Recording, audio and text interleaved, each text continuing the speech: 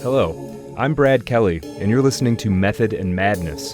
This is a show about books, the people who write them, and the labyrinth to be explored between the words. Have you ever heard about Willie the Weeper? Had a job as a chimney sweeper. He had the dope habit and he had his band. Listen while I tell you about a dream he had. House of Leaves by Mark Z. Danielewski is an ergodic work of speculative fiction that became a cult hit shortly after its publication in 2000. At its core, the story is about a house with bizarre properties, attributes with implications in the fields of physics, cosmology, even theology. Fundamentally, the house appears to be the nexus point for a sentient, dynamic, and labyrinthine architecture that is both responsive to those brave enough to enter its maze and capable of bending reality itself. And yet the title refers as much to the book that it is as the house that it is sort of about. It's a work of frames within frames, with the bulk of the text presented as a quasi-academic text written by the blind man of mystery Zampano, about a documentary made by a one-time resident of the house, a man named Will Navidson. But that is merely one valence, as this academic work, complete with footnotes and an index, is being transcribed and edited by a troubled, aspiring tattoo artist named Johnny Truant, who writes his own story in the footnotes, the story of a life that is gradually spiraling out of control as his work on the Zampano text carries on, and the psychological background of which we can only understand by dipping into the voluminous appendices. As an added layer, the Navidson record appears in Zampano's work to be something of a cultural phenomenon, with countless books, articles, television interviews, and other material quoted and cited. And yet, as far as Truant can tell, nothing about the house exists outside of Zampano's pages. Here to talk about this book, I have with me the great J David Osborne, prolific writer of his own strain of bracing, hilarious, and wildly imaginative neo-pulp, most recently in Berserker Club and God's Fair No Better, also founder of the Broken River Collective and co-host of the Agitator podcast, on which I made an appearance a few months back in one of my absolute favorite conversations about the Earth and Dark. So, hey man, thanks for doing this. Appreciate the time, and it's so good to talk to you again. It's always great to talk to you. I love that you use the word ergodic. Because that's, I like that I word. learned that word reading the Wikipedia page for House of Leaves. So don't give Oh, me did too you much really? credit. Yeah. That's a book that's like a puzzle, right? I think, okay. Yes, where it's like you have to put more effort in than just reading the lines effectively. Okay. Yeah. No, and it's cool because it's like ergot. It's like, fungus or whatever. Right. But it's always good to talk to you, man. And this is a book that I think is actually designed to create dozens and dozens of different podcasts where dozens and dozens of pairs or several pairs of dudes talk about it, because it's very, very generative. It is. There's a lot out there, and there's a subreddit that like has multiple posts a day still on there about people finding little quirky relationships or asking questions or whatever. So it's definitely ripe for conversation. I don't want us to get lost in the like, well, did you see the little symbol on page 37 and how it relates to the blah blah blah? I don't care that much about a lot of that stuff. I did notice one though. I didn't, because I read the Whalestow. I went to the Whalestow letters when the footnote told me to, and I read all those sad letters from his mom. Yeah, and they have a code. They have a code, right? You put a check mark when you've that's their, so that the evil mental institute director doesn't intercept the letter between Johnny and his mom. She tells him to put a check mark there, and then you keep reading the book, and on page 97. There's a little check mark at the bottom right. I was like, I don't know what that means. I don't know what that means. It means something. but I get it. I get what you're doing. It was very fun. cool. Very cool. It was fun. Yeah, there's some of that stuff that's pretty cool. I do. I think you and I know from hearing you talk to Glenn behind the paywall on your ongoing conversations you were having with Glenn Rockney over at Rare Candy, which has become one of my favorite podcasts to listen to. I know you've got mixed opinions about this book. I have mixed opinions about this book. But let's start with, I guess, like, you've read this book before. This was my first time. Where were you, and what was it like to read this book the first time? Okay, so the first time I read this book would have been in about 2004 or 5. I was a big message board lurker at the time. where I got my start in writing was actually on the Cult, which was the Chuck Palahniuk message board forum. And then that branched out into something called the Velvet, which was a message board specifically dedicated to the writers Will Christopher Bear, who wrote Kiss Me Judas, Craig Clevenger, who wrote The Contortionist Handbook, and Stephen Graham Jones. So they were buddies, and they had, back in the day, you had message boards to be a fan of these people, and we would all talk about, this, that, and the other. And House of Leaves dropped like a bomb on the Cult, and everybody's like, this is the book that you have to read. Like, that was the House of Leaves subreddit before Reddit even existed, probably. And so I read it in that context. I would have been 16 or 17. So that means it's been 22 or 23 years since I read the book. And man, I did not remember hardly any. It was funny. Some things came back to me as an almost 40-year-old man that this was just washing over me as an 18-year-old, right? I wasn't really I was more, enamored with the prose and the audacity of the strange textural architecture that he put together. When you go back and read it, I think as an adult, it's a lot more exhausting. I remember having a lot more fun when I was a kid reading this and thinking, wow, this is so different. And, this is the kind of writer that I want to be when I grow up. Somebody who everybody thinks is really smart and well put together, right? Yeah. But the experience was cool. I mean, it was totally a phenomenon with book nerds who, at that point, I think congregated in much more tight-knit circles than they do today. There's a lot less splintering. It was a lot less political, which was cool. Nobody was really... Everybody hated George Bush. It was easy, right? You didn't have to... I remember 2004, Yeah. I mean, we had a bad guy. But I remember the first time I read it being much more interested in the tricks and hop to this page to find this and than I was in the actual story. And this time I found myself much more interested in Johnny Truant and his story while simultaneously being exhausted by it. And I think we're going to kind of get to that. Yeah. But I'll put it as succinctly as I can possibly put it. This is actually my favorite type of book, which is a book that I both love and hate. There's plenty of books that I love. I'm easy. But when a book can... I actually read almost half of it in one day, and then I slow played it and finished it last. That's a chunk because it's not a small book. Yeah. Yeah, but I just got into it, man. I ate a couple of weed gummies, and I was just like, fucking, I was locked in, dude. But and the whole time I'm reading, I'm like, this is fascinating, and I want to keep reading it. And I also hate a lot of it. So it's very interesting. But that's more interesting to me than just liking or just hating something. Well, and this kind of dovetails into the sort of question that, sort of set of questions I like to think about sort of early on in these episodes. A lot of people that listen to this show are writers.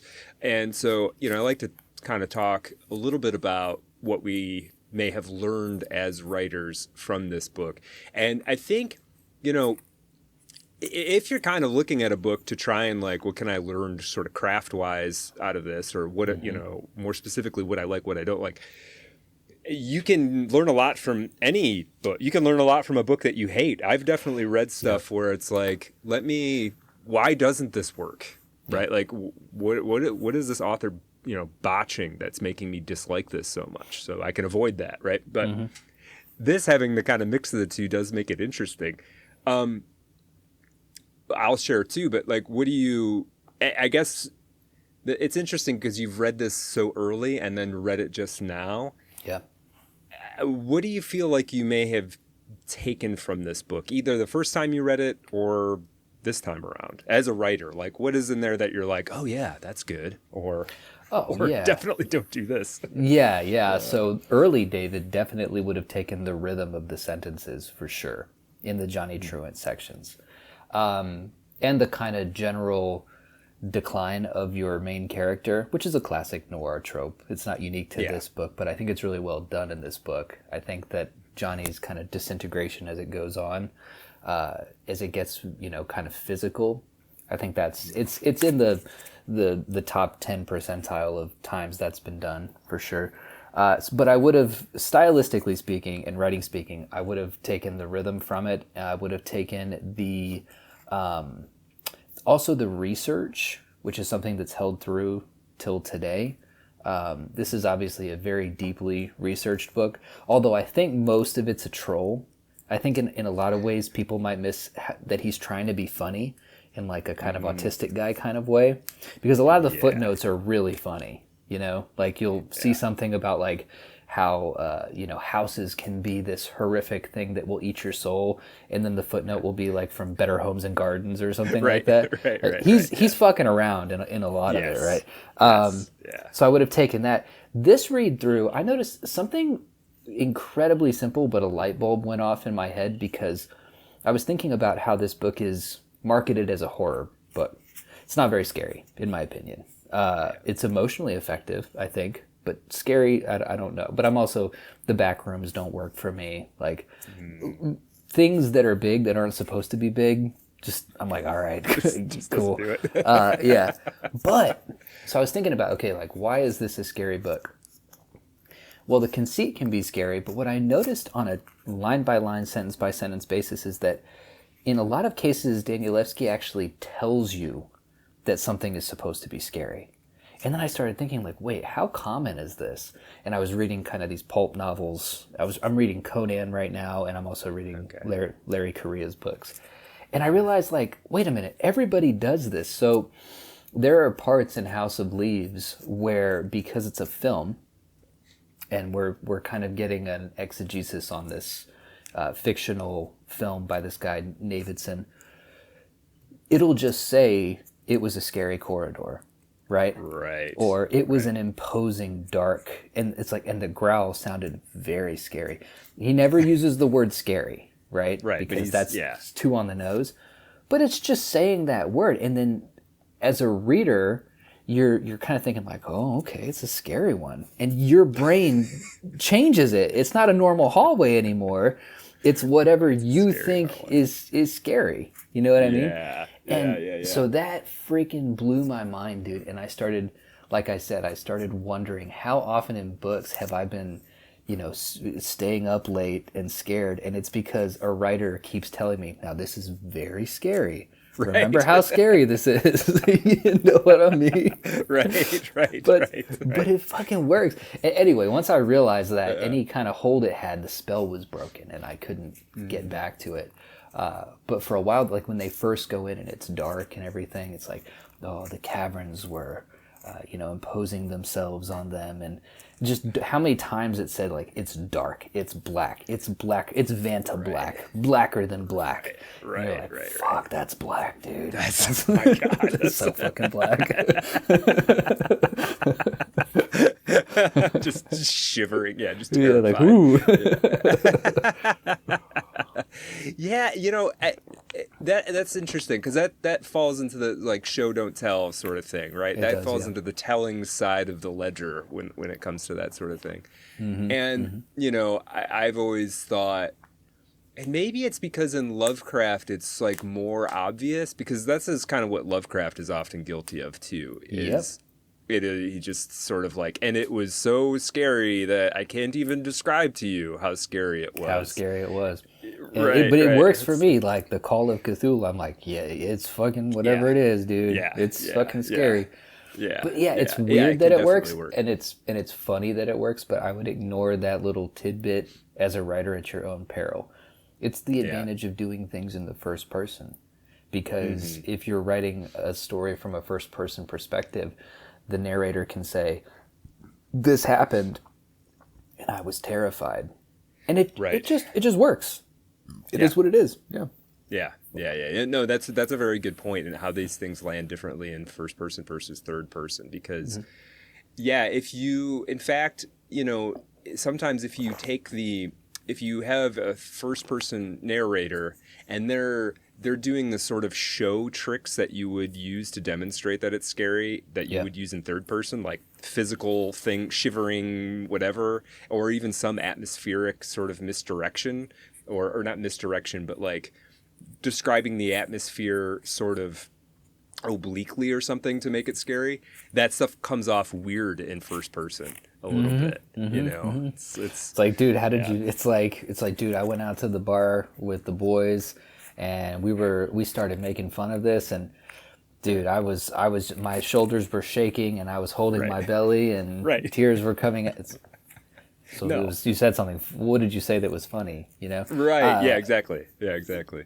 Yeah. I mean, in one of the pulp books, I remember, like, I think it was one of the Larry Correia ones, when he's fighting the final monster in it, there's literally a line that ends a chapter that's something to the effect of, you know, he turned around and saw the most fucked up thing he'd ever seen in his life. And I was like, let's go. I unironically like that, because I was like, what is it? What is it? Right, I gotta know. Right. Well, and it's got like a little bit of humor in it too, right? Like that's kind of funny. Like I can get with that. Like I don't know how many times I can see that pulled in a book and have it work, but like definitely as a one-off, that's pretty awesome. It's cool, yeah. And now people who are listening to this, you're never going to be able to unsee it. You're going to be reading, like, you go reread a Stephen King book. I'll bet you at some point he tells you it's scary. I'll bet you he does. Well, you know,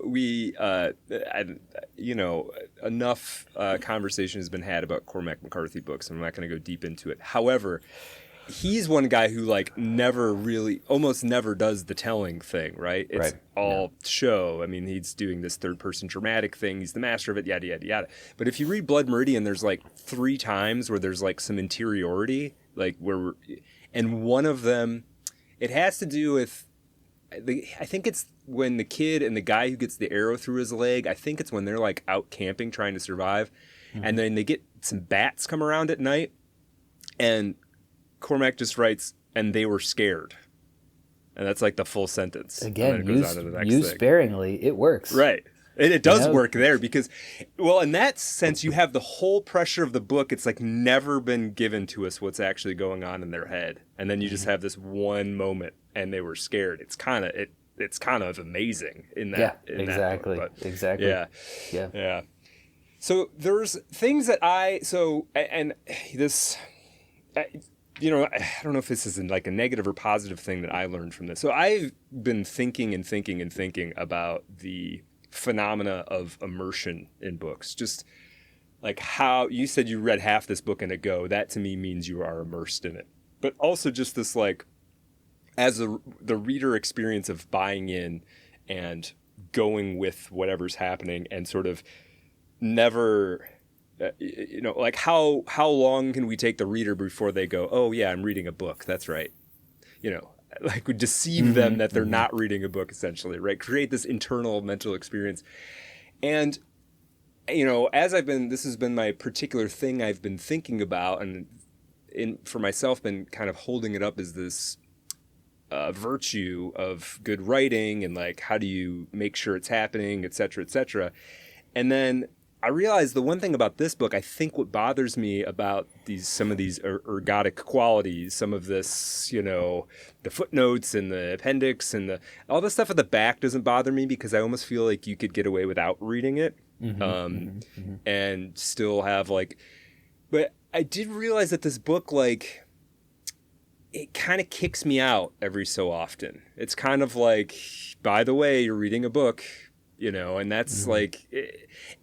And I guess it's okay, but I think this is something that was like going on in quote unquote postmodernism that I don't personally have a lot of taste for anymore. Yeah. I used to kind of love it, but now I do feel a little like, yeah, man, just like, can you just tell me a story? And it can be right, And so I felt a little like he was kicking me out. And it's not necessarily bad because, well, this whole thing with immersion, it's like there's a believability quality to that that's required to do immersion and all of that.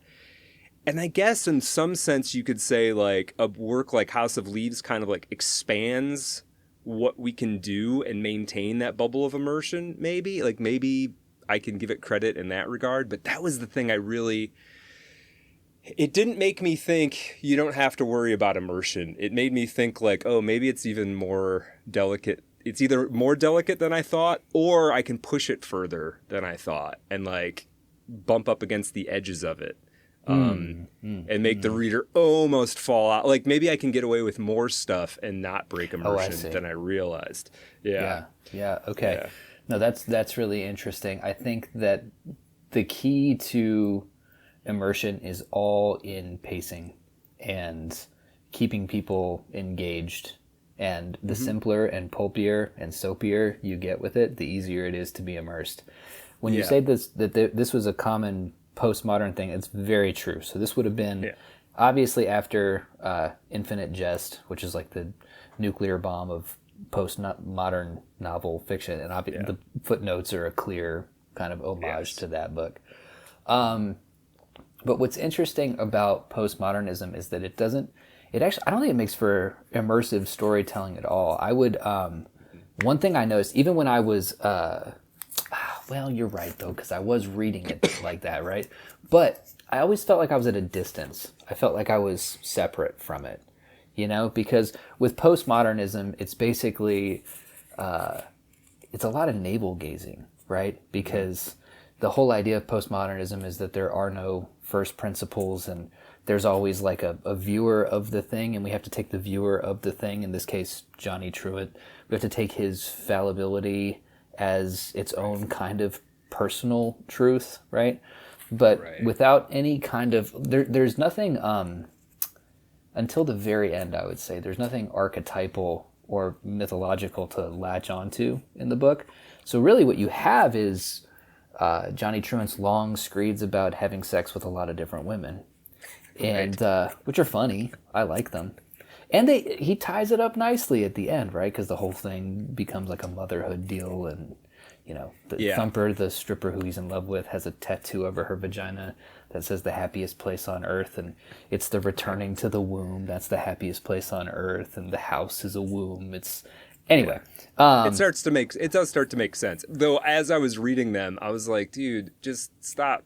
Like to Johnny Truant, I was just like, just stop being what you were being. Like, oh, dude, seriously, like towards the end of it, like I would see that courier text come up, and I would like flip a few pages, and I'd be like, oh, this is like 6 pages. Fuck, dude. Right. No, I had those when I would flip a page to more courier and be like, oh man, I want to know what's going on with the and it's these insane thick house. Paragraphs too. You know? Fuck. But I think, again, when it comes to immersion, with the Johnny Truant sections, what we're supposed to be getting is inside of a person's head. Now, in my opinion, this never really works effectively, because what ends up happening is I think that density and kind of stacking clauses on top of each other is mistaken for actual thought patterns or depth, right? I don't think that way. You know what I mean? Like, I don't think, I'm in the room that's in the house that I got with this, and outside when the trees are falling, and like that kind of stacking of clauses, it pushes you away. It does the opposite thing. So I think that, that's a good point. Not to get too deep into like who is Mark Z. Danielewski or whatever, but like he might be an autistic person. I don't know, but like it wouldn't surprise me. It doesn't feel like he understands people. Right? Like, it kind of feels like an alien that's like, people feel this way, right? Like, wife kissed other men. Sad. Right. But, go ahead. And on that note, I don't think I don't know much about his personal life or whatever. I don't think, at least at the time of writing this book, he had kids either. And I feel like you can kind of tell, because Chad and Daisy are just as sort of like afterthoughts, sort of. Like Chad's mad. He's in the backyard hitting stuff with sticks, and Daisy's like scared, kind of, but not really. I felt like actually like Danielewski had like a moment where he's like, man, what do I do with these kids? They weren't around much. Like, that was like I know I need them. I know I need them because something needs to be saved at the end. So I have to keep that up. But of but course, can they be after you like have down kids, the street for most of the story, and then we'll bring him back when I need to? That's such a good point. Like. That's such a good point. For listeners who haven't read the book, basically the documentary filmmaker who made the movie that Zampano is writing about, that Johnny Truant is writing about, Nested Narratives. Basically, this family moves into a house that is bigger on the inside than it is on the outside. It drives everybody crazy. And eventually there's a closet that opens up into a 5-foot hallway where there shouldn't be one. It should just be the outside of the house. And then as they go into it, it gets bigger and bigger and drives people crazy. But to your point about the kid thing, that's so true, and I didn't think about it because the focus, such that it is between Navidson, the filmmaker, and his ex-supermodel hot hoe wife, right? Right. And like their relationship is the whole, if it has one, is the heart of the book. And you're so right, dude. It's like there's 2 children right there, and Mark is kind of like, I mean, they'll be all right. Like, but the parents have to figure their shit out. Yeah, exactly. And and it was just something. Probably, if I had read this back in 2004, I probably wouldn't have noticed it. And it does make me think about like, I probably also the Johnny Truant stuff would have been more salient to me 20 years ago. Like, that was me. A lot less fucking, but otherwise, yeah. Yeah, I mean, I probably wasn't quite as much of a fuck up as he was, but not that far away from it, right? Like, I and then now, like I said, as I'm reading it, I'm just like, dude, just get it together. You're not an idiot. Like, just, go get a fucking show job. Up to work at time. Exactly. No, that's so fucking funny, dude. When he gets fired from the tattoo shop because he's never there, I was like, good. They should beat your ass with how you've been. Let that be a lesson to you, young man. You don't need to be there. But yeah, back in the day, what I would have responded to, and it's what I haven't reread Infinite Jest since I was 18, right? That was like the big book for me. And I'd be interested, but I kind of don't want to go back and reread it because I have such a nice memory of it. But yeah, back then, I mean, I would have been in awe of this, the Johnny Truant sections for sure. Just because he does have a great ear for like rhythm. It's just kind of like, have you ever listened to those old like Joe Satriani or Steve Vai records where it's just them soloing for the whole thing? Yeah, it's just guitar craziness for That's what the Johnny Truant sections are to me. Like a solo is great for like 20 to 30 seconds, but I don't want a whole album of soloing. And that's what they felt like, It's like, we don't need a chorus, we don't need verses, we don't need a bridge. Just give me a beat and I'm going to wail on it. And that's kind of what that felt like to me. And there was no great, I think there's no great truths about humanity that can be gleaned from the Johnny Truant sections. Like there's nothing there. Yeah, not really. There's not that. Yeah, I would agree with that. I think,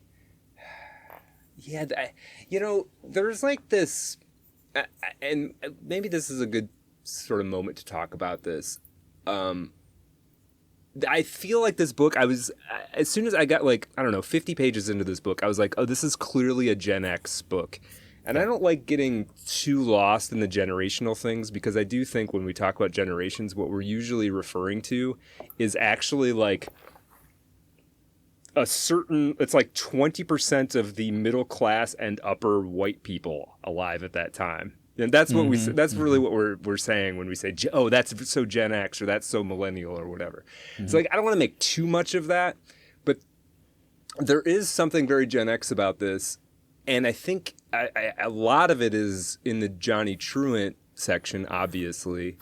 And a lot of it has to do with his like mental deterioration. Because as you said, that's something that's common in noir and common all across literature. But there's this cool and fucked up at the same time thing that Gen X sort of like constantly had on repeat. And I love, and I love all the, like, dude, if I am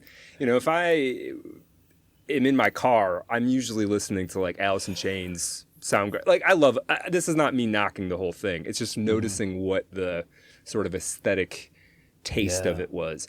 And Johnny Truant is like that. He's kind of fucked up.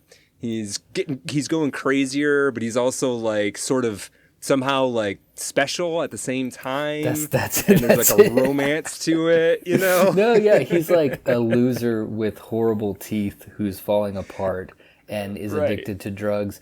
But man, he can write his ass off and he fucks. You know? So it's kind of like, it's so true that's kind of how that particular slice of that generation does kind of conceive of themselves. It's Glenn and I talk about all the time, the line cook with tattoos, or the bartender with tattoos, who's like still he's still got the in this house we believe in science kind of thing. Right. Yeah. So, Johnny Truant. Now, if you wrote this book now, Johnny Truant would be working in like a brewer, like he would be a cook at a restaurant or something, at like a place that also has axe throwing. You know what I mean? Right. And he definitely would. But yeah, no, I mean, I think that but those kind of sections also are really interesting to me because I know you're the same way, but I try to figure out what Mark was trying to do with this, right? Like, what was his thought about that? Do you have any ideas of why? Because I think everybody who reads House of Leaves can agree that the interesting part about it is the weird house. Like, we just want the weird house stuff. But we have this, but most of the book is not actually the weird house stuff. I mean... It's true. I think if you counted up the pages... It's at least 50-50, if not a little bit more on the Truant side. So I'm curious what you think was going on with that. It's a really good question, and I can't quite figure it out. I don't know. I mean, first off, I don't know how autobiographical those parts are to Danielewski. I assume it's at least partially autobiographical. I think as soon as you start writing in the first person, it's hard to not allow a little bit of your own stuff to leak in there, even in third person, but definitely when you're starting to say I all the time. So it partially depends on that. I mean, I think there is something going on here where there's a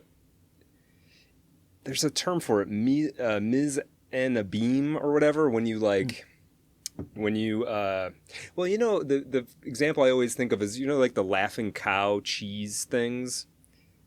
I'm not sure that I do. But like the baby bells that come in the little wax disc. Oh, yes, of course. Yeah. And the logo is the laughing cow. And the laughing cow logo is the head of the laughing cow, and it's wearing earrings that have the logo on it, that have the laughing, right? And it just infinitely regresses, right? Mm-hmm. So this book is clearly doing something like that in the literary form. And there is something like the house is the physical house, but then this is like what that phenomena is in a person's head or something like that. Something along those lines. So it's almost like, if the whole thing is like a fractal, it's like we zoom into inside one person's head and the thing is there too. But I don't know if that's all he's trying to do. I don't know. That's interesting. I guess I'm curious what you think.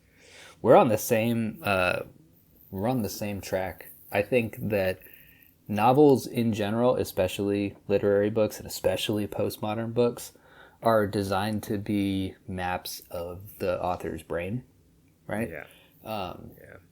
And I think the house in House of Leaves is a person's brain, and the room is mental illness, right? That's what it basically is. It's a dark, foreboding place that can take up an unusual amount of space in like such a small container, and so I think that I think Johnny's there from a plot perspective.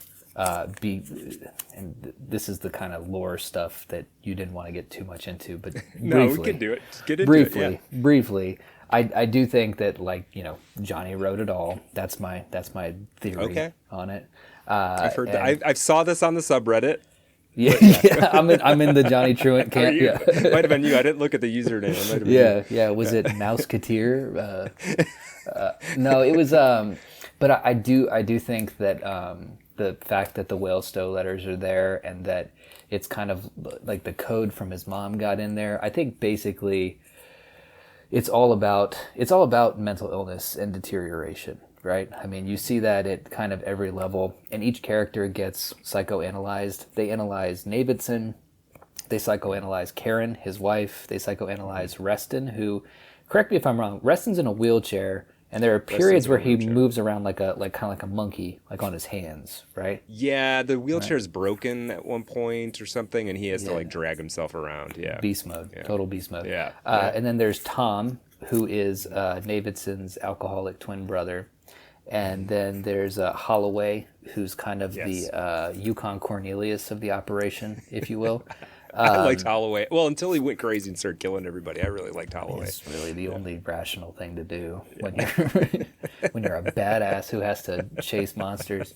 But I think the whole thing. I mean, like there was a line, and I forgot to note. But at the end, you have to start like bringing in like, why is it called House of Leaves? And House of Leaves is mentioned a few times, but it's only ever mentioned in terms of like the mind, right? That the mind is like a house of leaves, And so I think, and this might not be a very satisfying answer, but I think that like what's going on with all this is that it's literally just, I think it is just a portrait, maybe not of Danielewski's mind, but of just like his mind and the minds of those around him at a certain time, and then just kind of put into this horror novel. I use scare quotes there, to kind of present it that way.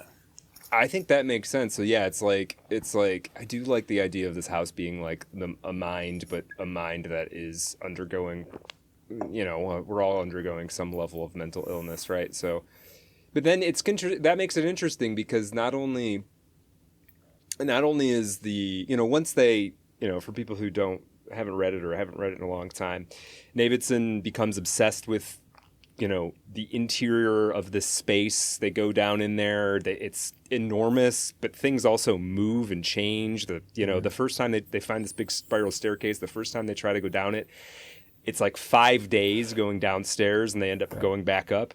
And then the next time, it's like 100 meters. It's like 100 yards deep or something. So it's everything's changing all the time. So there's this like, which is a cool metaphor for the human mind, because there's this like, it's dynamic. It's not actually mappable. Like, you're never going to draw the map of your mind. And yet the appeal or the draw to try and do it is like constant, right? Like, we don't go, well, I guess I'll never figure that out. Like, even if you say that, you'll still pick at some oddity in your mind and how your brain works, or obsess over some thought or whatever. Why not? Yeah, maybe if you tried harder, maybe you could figure it out.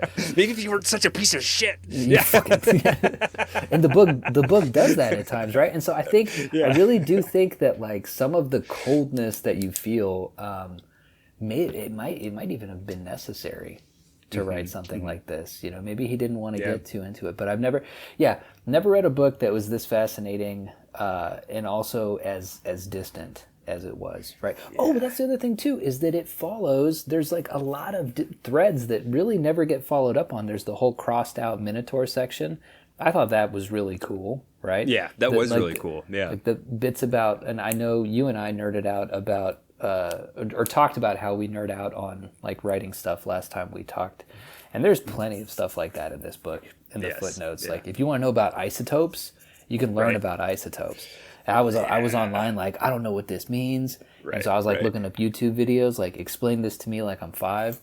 Yeah. But like, well, that was actually one of the most unsettling. I never got scared, but you were scared. Partially. You were I was scared. I was under the covers of the flashlight. Brad, you okay? You're like, yeah, honey. Yeah, I'm fine. One of the spots that was most unsettling though was the isotope thing comes in this. They'd taken samples from the wall and they like send it off to get tested or whatever, and then they determine it's like older than planet Earth. Dr. O'Geary mulls this over, takes another sip of his coffee, eyes the samples again, and then finally shrugs. Not much, really, though you've got yourself a nice range here. Nothing peculiar or out of the ordinary? Davidson presses. O'Geary shakes his head. Well, except maybe the chronology. Meaning? Reston eases his wheelchair forward. Your samples all fall into a very consistent scheme. Sample A is pretty young, a few thousand years old, while K is a few 100,000. Q over here is in the millions, and these, referring to quadruple M through quadruple X, Well, in the billions. Those last bits there are clearly meteoric. Meteors? Davidson shoots a look at Reston. O'Geary nods, picking up the sample marked quadruple V. In my opinion, rubidium-87 strontium-87 is the best dating method we have, yielding formation ages anywhere from 4.4 to 4.7 billion years old. If we place the age of the Earth at around 4.5 billion years, it's pretty obvious these had to come from someplace other than here. I doubt lunar, but maybe interplanetary. Quadruple X, your last sample, is by far the oldest and most interesting. A composite of younger material, 4.2 billion years old, combined with deuterium-rich particles suggesting that possibly, now I want to stress possibly here, but this deuterium could indicate matter older than even our solar system. Interstellar, perhaps. So there you have it, a very nice little vein of history. Reston wheels back around the table, as if Dr. O'Geary's explanation should now somehow cast the samples in a new light. Nothing about them, however, has changed. As Gillian Fedette exclaimed on August 4th, 1996 at the Radon Conference in St. Paul, Minneapolis, quote, not surprisingly, despite O'Geary's analysis, the samples continue to remain obdurate and lifeless, end quote. Where did you say you got all this from? O'Geary asks. Antarctica? Primarily thanks to O'Geary's conclusions, some fanatics of the Davidson record assert that the presence of extremely old chondrites definitively proves extraterrestrial forces constructed the house. Others, however, claim the samples only support the idea that the house on Ash Tree Lane is a self-created portal into some other dimension. As Justin Crape dryly remarked, quote, both arguments are probably best attributed to the persistent presence of schizophrenia plaguing the human race, end quote. Keener intellects, however, now regard scientific conjecture concerning the house as just another dead end. It would seem the language of objectivity can never adequately address the reality of that place on Ash Tree Lane. Perhaps for us, the most significant thing gleaned from this segment is Davidson's persistent use of all the data to deny the internal shattering caused by Tom's death and Karen's flight. He only speculates with Reston about what it could mean that samples A through quadruple X form a timeline extending back before the birth of even the solar system. He uses his camera to embrace the Princeton laboratory equipment, seek out the appeasement of numbers, all the while never openly reflecting on the very real absence continuing to penetrate his life. Similar to the way Karen tried to rely on feng shui to mitigate the effects of the house, Davidson turns to the time-telling tick of radioactive isotopes to deny the darkness eviscerating him from within. Gotcha. That seemed cool and presented in a cool way because it was sort of embedded in this like autistic scientific reporting almost. Yep. That was pretty cool.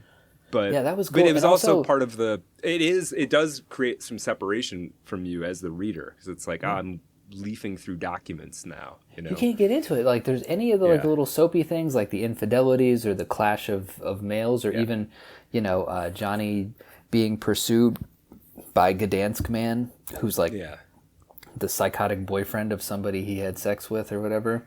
And just none of it hooks you. Like you don't care at the end of it. Right. And isn't that interesting that if the book is supposed to be like the inside of a person's head, you can only navel gaze for so long before you're like, okay, maybe that's what I'm saying is maybe this sounds like coke, but it's really not. Yeah. It's like, what if you're supposed to be exhausted by the end of it? Right. And what if you're supposed to be tired of this fucking guy? And what if the feeling you are supposed to get is exactly what I'm feeling right now, which is like, there was stuff about that I liked, but also a lot that I didn't. It's like, well, how do you feel about the inside of your own mind? There's a lot that I don't like, but I think about it all the time. Yeah. Oh, okay. You know what I mean? Yeah, it is. I mean, I do think it's always worth asking the question when you're reading something, and if you don't like it or whatever, to be like, well, what if what I'm feeling is what they wanted, is what the author was trying to make me have, the experience they were trying to give me at that moment. And I guess I can buy that with the Johnny Truant stuff, I suppose. Yeah, I don't know if that makes me now like it then. Yeah, right, exactly. I'm sticking to my I'm on the fence. But then all the Davidson stuff is it's the most interesting just because of what's happening, but it's all written dry and academic. It is. Like, it is the driest section. So somehow the most interesting thing is also the dry. Like, I don't know. The kind of writer I am now, I look at this stuff and I'm like, man, you could make it a little bit more fun. Make it a little bit more interesting, more excited, to go into this place with them, or scared for them, or like Holloway goes nuts and accidentally shoots Wax, I think, or Jed. I can't remember. Yeah, I think he ends up shooting both of them, but yeah. Yeah, and it's like, and I didn't care about that, you know. Well, I didn't care about Jed and Wax. Like, I didn't have enough to care about what any, you know, it was like consequence free as far as like my internal emotional state was or whatever regarding it. But, and this was something I wanted to mention before too, like there are moments where it did grab me. So, you know, I was talking about the old, you know, they test the stuff and it's super old, and that sort of gave me a feeling.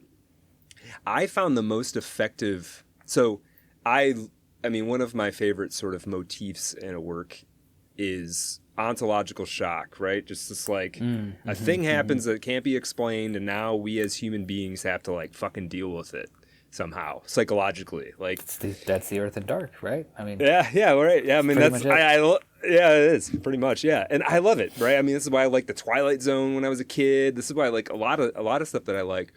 One of the most effective versions of it wasn't to me like when the spiral staircase shrank and expanded and all of this.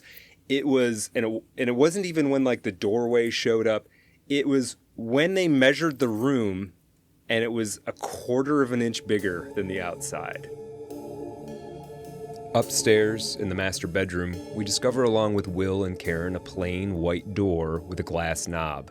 It does not, however, open into the children's room, but into a space resembling a walk-in closet. However, unlike other closets in the house, this one lacks outlets, sockets, switches, shelves, a rod on which to hang things, or even some decorative molding. Instead, the walls are perfectly smooth and almost pure black. Almost, because there is a slightly gray quality to the surface. The space cannot be more than 5 feet wide and at most 4 feet long. On the opposite end, a second door, identical to the first one, opens up into the children's bedroom. Davidson immediately asks whether or not they overlooked the room. This seems ridiculous at first until one considers how the impact of such an implausible piece of reality could force anyone to question their own perceptions. Karen, however, manages to dig up some photos which clearly show a bedroom wall without a door. The next question is whether or not someone could have broken in and in 4 days constructed the peculiar addition. Improbable, to say the least. Their final thought is that someone came in and uncovered it. Just installed 2 doors. But why? And for that matter, to quote Rilke, were. Davidson does check the high aids, but discovers that the motion sensors were never triggered. Only their exit and re-entrance exists on tape. Virtually a week seamlessly elided, showing us the family as they depart from a house without that strange interior space present, only to return a fraction of a second later to find it already in place, almost as if it had been there all along. Since the discovery occurred in the evening, the Davidsons' inquiry must wait until morning, and so while Chad and Daisy sleep, we watch Karen and Will suffer through a restless night.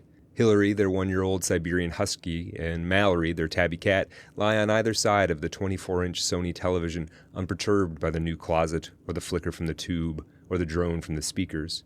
Letterman, new revelations regarding the Iran-Contra affair, reruns, the traffic of information assuring everyone that the rest of the world is still out there, continuing on as usual, even if 2 new doors now stand open, providing a view across a new space of darkness, from parents' room to children's room, where a tiny nightlight of the Starship Enterprise burns like some North Star. It is a beautiful shot. In fact, the composition and elegant balance of colors, not to mention the lush contrast of lights and darks, are so exquisite they temporarily distract us from any questions concerning the house or events unfolding there. It seems a perfect example of Davidson's unparalleled talent and illustrates why few, if any, could have accomplished what he did, especially toward the end. The following day, both Karen and Will pursue the most rational course. They acquire the architectural blueprints from their local real estate office. As might have been expected, these blueprints are not actual building plans, but were drawn up in 1981 when former owners sought permission from the town's zoning board to construct an L. The L, however, was ultimately never built, as the owners soon sold the property, claiming they needed something a little smaller. Though the designs as they appear on screen do not show a room or closet, they do confirm the existence of a strange crawl space, roughly 4 feet wide, running between both bedrooms. Alicia Rosenbaum, the real estate agent responsible for selling the Davidsons the house, gives the camera a bewildered shrug when Karen asks if she has any idea who could be responsible for this outrage. Unable to say anything useful, Mrs. Rosenbaum finally asks if they want to call the police, which amusingly enough they do. That afternoon, 2 officers arrive, examine the closet, and try to hide the fact that this has to be the weirdest call they have ever made. As Sheriff Axnard says, "We'll file a report, but other than that, well, I don't know what more we can do. Better, I guess, to have been a victim of a crazy carpenter than some robber." Which even strikes Karen and Davidson as a little funny.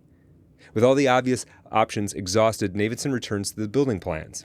At first, this seems pretty innocent until he gets out a measuring tape. Idly, at first, he starts comparing the dimensions indicated in the plans with those he personally takes. Very soon he realizes not everything adds up. Something, in fact, is very wrong. Davidson repeatedly tacks back and forth from his 25-foot Stanley power lock to the cold blue pages spread out on his bed, until he finally mutters aloud, "This better be a case of bad math." An incongruous cut presents us with the title card, 1/4 inch. That's so brilliant. It's so well done. Yeah. I love how it's done, but there's something like, because it shows you how small a detail has to be, like, in violation of what we know about reality to, like, throw everything out. Because now, if the inside of the house is actually 1/4 inch bigger than the outside, like, what the fuck does that even mean? Like, is math fake then? Like, what is that? The implications are enormous, and it's just this tiny.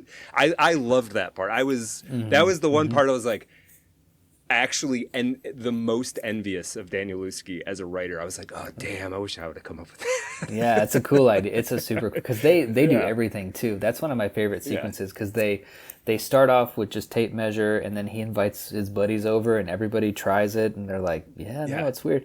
And then they bring like a transit out, and like have a whole professional team like shoot a laser, and they're like, I think we solved it. And then they're like, oh, fuck, no, we didn't. It is. Yeah. It's 1/4 inch bigger on the inside than it is on the outside. Right. Yeah. And everybody except for Will and Tom, his brother, Billy Reston, everybody else is like, well, all right. Well, I guess it's, so it goes. Yeah. What are you gonna do? Yeah. Yeah. But, no, I like that. Yeah. And it was, you mentioned, actually, now that I think about it, Tom was a character who I really liked. And you see how there's a whole segment of the book where it's Tom's transcript. He's like, he stayed behind. He said, fuck that, I'm not going any further. Yeah. And there's a portion where he's just telling jokes, which some of them are actually pretty funny.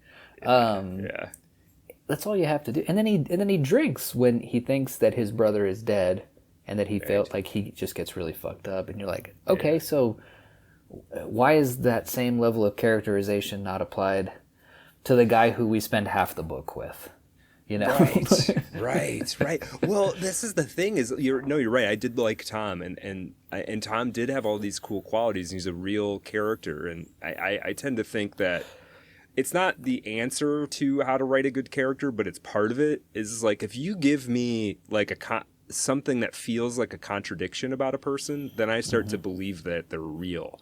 So like, the fact that Tom's kind of the loser-ish brother compared to Will, who's this hyped, super successful photojournalist and really, really talented, apparently, that Tom's sort of the loser in the two of them, and yet Will needs him. So like that contradiction. And then, that he's like, he's a super stoner and an alcoholic, but also like a total sweetheart, like a really good dude. Those contradictions for me start to add up to a real person. And I don't even know what I can say about Will other than like, apparently he's an amazing photographer, but I'm taking a blind man's word for that effectively in Zampano. So I don't know if he's a good photojournalist. I don't know if he can take a good photo or not. And then beyond that, I don't really know that much about him. Really, he's got this adventurous thing, I guess, but there's not he that felt much to he him. felt really guilty that he took the picture that won him the Pulitzer Prize was of a starving Sudanese child.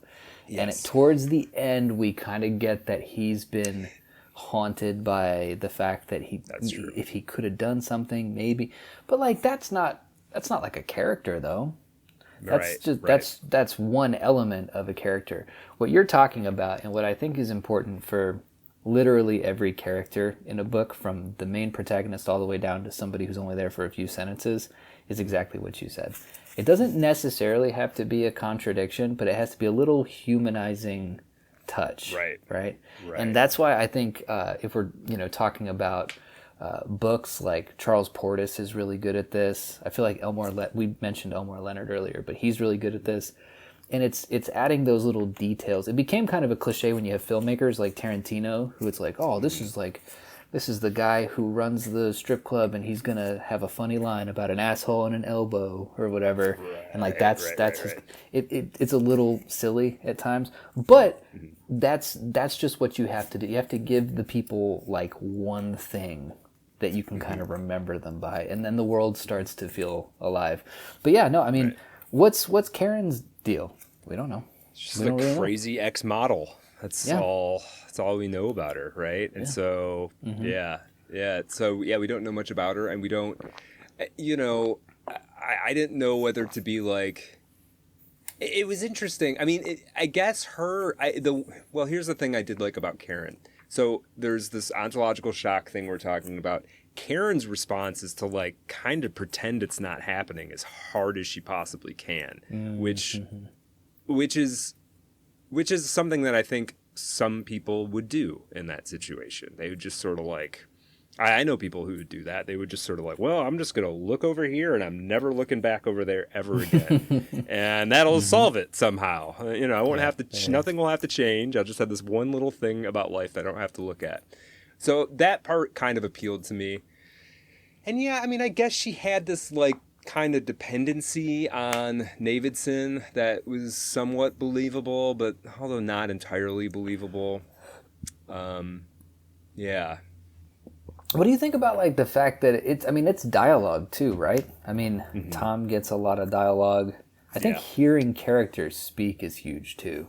Because you have interviews with Karen, but now that I'm thinking about it, there are a lot of tertiary characters who I felt like were better characters than the main characters. Because the real estate agent that she talks to at the end, it's a very well-drawn character in just a few short pages, right? We get who that person is.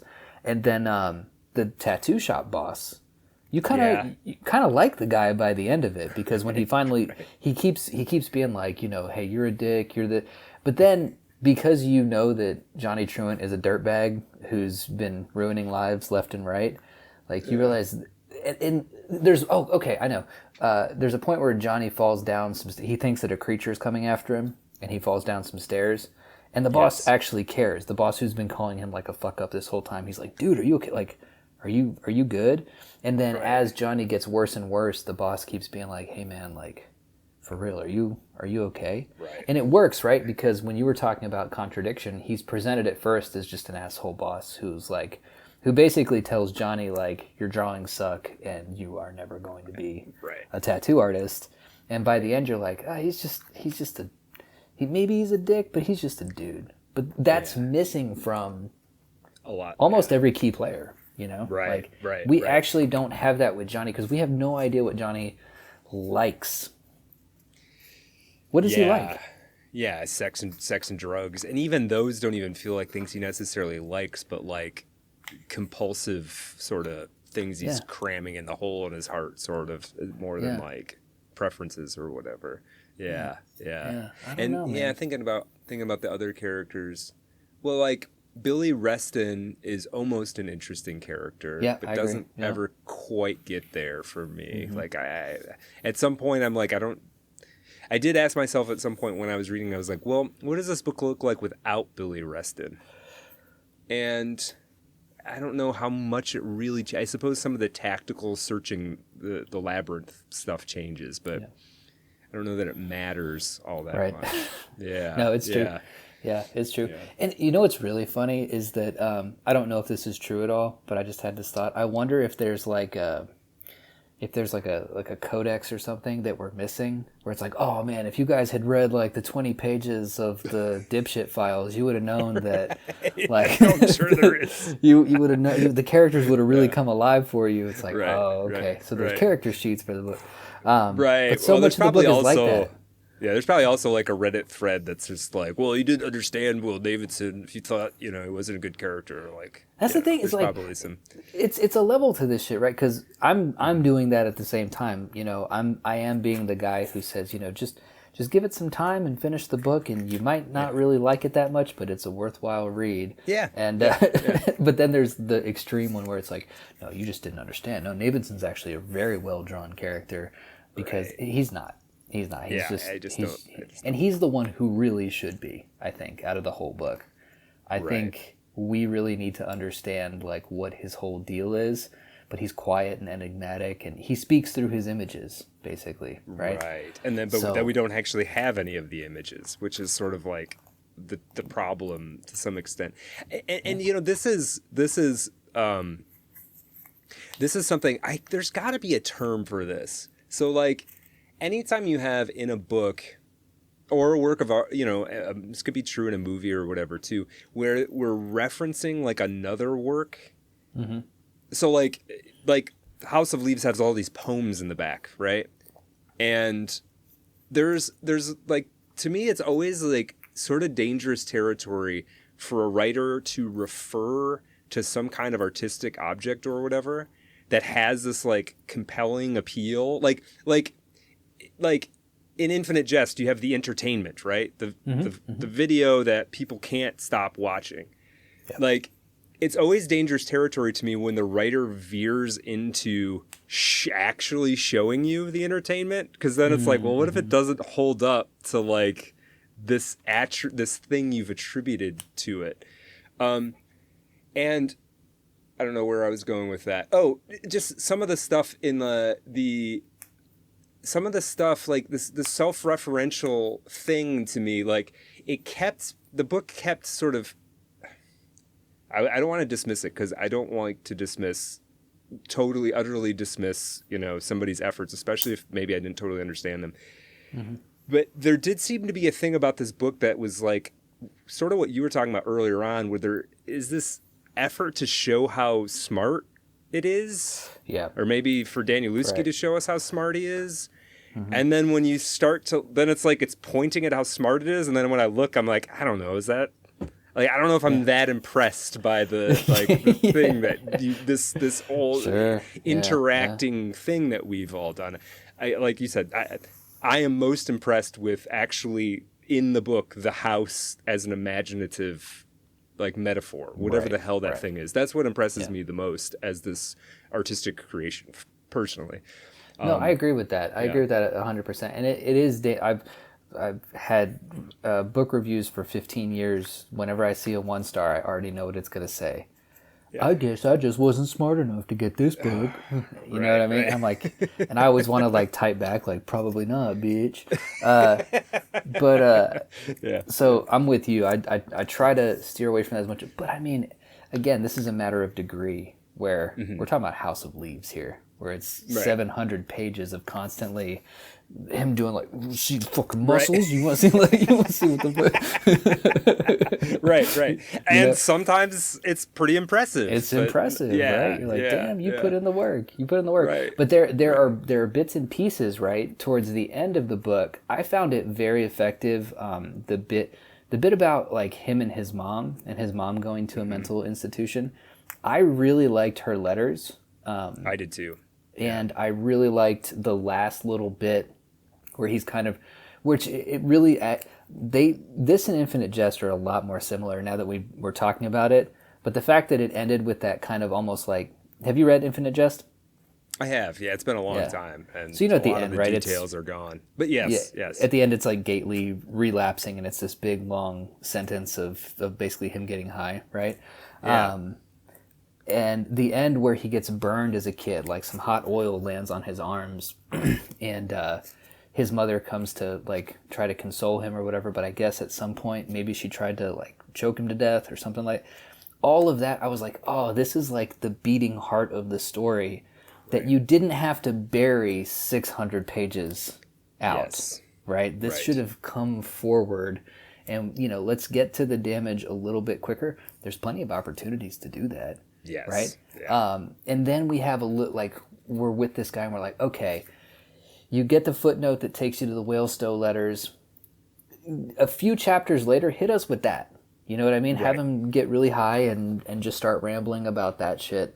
And then from there, we can go on with, all the cool postmodern crap that you're super into, Well, yeah, I mean, I am similar. I thought the letters were really cool. And for people who don't remember, I mean, it's letters from Johnny Truant's mother to him. She's in an institution, and it's basically a one-sided phone call, which I think is always kind of cool if it's done well. It's always fun. Because you assume the whole but she's really good at and even as you're reading those, you're like, is Johnny even writing back to her or not? And there's right. There's a great letter where she says that they say you visited me yesterday, but I don't remember it. She's kind of freaking out about it. Like, there's really cool stuff of her.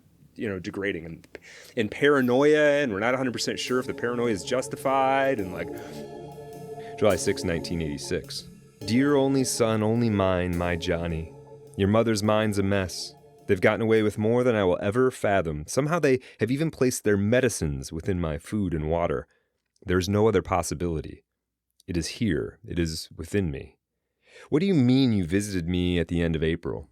Your letter responded to our day, our walk, our lengthy talk about the new director and my persecution, and yet for the life of me I have no recollection of those hours or whispers. All those details, and yet not one could resuscitate an image in the hollows of my brain. Either some marauding rabbit devoured the leaves of my memory and thus deprived me of the sweet sight of you, or the woman you lingered with was not me. I'm afraid it's the latter that makes the most sense. The new director must really fear all I know. He must have hired a professional, trained her, a professional actress, surgically altered her, and then after many months of rehearsal, introduced her to you as the very same soul of your breath, source of your being. Dear Johnny, you must disregard all you assumed you gleaned in that encounter. Toss everything and don't worry. I forgive you for failing to recognize this woman as a fraud. I am surrounded by fiendish adversaries. If she fooled you, she would have fooled your beautiful father, too. Still, I must confess, I had no idea they were so thorough. I must rise to their level. Realizing now the need for a complete disclosure of my entirety, I am in secret preparing for your eyes only the complete. Love's word, Mother. September 18th, 1986. Dear, dear Johnny, my sun in winter, my reason in fog. At last we're out in the open. I went for the new director, threw everything at him. Plates, glasses, pork chops, everything. No more colors, no more altered foods, no more esprit de l'escalier. The worker bees instantly hauled me away, but now at least the director knows I know, and there will be no more of this simmering treachery. Please respond to everything I sent you in August. I still have not heard back. Now that you have the whole story, I deserve some comment. You will make your mother think you don't love her anymore. Devoted beyond death. Mom. December 6, 1986. My dearest son, too much at once. First news of your fight and subsequent expulsion, the new director feigned concern. I had no idea your teachers had failed you so badly. Next news of your intentions to leave Ohio. Where will I write you? And lastly, your insistence that you have yet to receive any lengthy letters regarding my situation here. I am flabbergasted and upset. Perhaps the new director is too agile for your mother. Perhaps she is just too weak to outwit him. I understand you will be out of touch, but do not be away too long, lest they do me in while you're gone. I must be brave, but I would be too much the liar were I to say I don't fear to the bone your absence. Busca-me, queda-me, recuerda-me. Love, love, undying. Mom. That stuff is really cool, but I totally agree with you that I think it would have been even more effective had it been earlier on. And you could, and Johnny's already doing whatever the hell he wants in the footnotes, so like there's no reason he couldn't have just stuck a letter in one of the first footnotes. that was somehow tangentially related to what's going on, and that would have, because I didn't even realize all those letters were back there until I was basically done with the main part of the book. Really? Yeah. Luckily I saw that little footnote, and so I read them like 50 pages in. I read the letters and then went back. Yeah. But I mean, oh man, and this is again the Infinite Jest parallel, right? So the entertainment in Infinite Jest, my theory on it anyway, is that the videotape essentially perfectly simulates what it was like to be in the womb. And so you kind of go back to like a babyish state, and it makes you catatonic essentially, because you can't function anymore. You're a baby again. And so like the whole going back to the womb thing in House of Leaves makes a lot more sense. But again, like in order to kind of, I feel like that should have been front loaded. I feel like basically what I'm trying to get at in a rambling kind of way is I feel like the emotional core of the book was buried all the way at the end.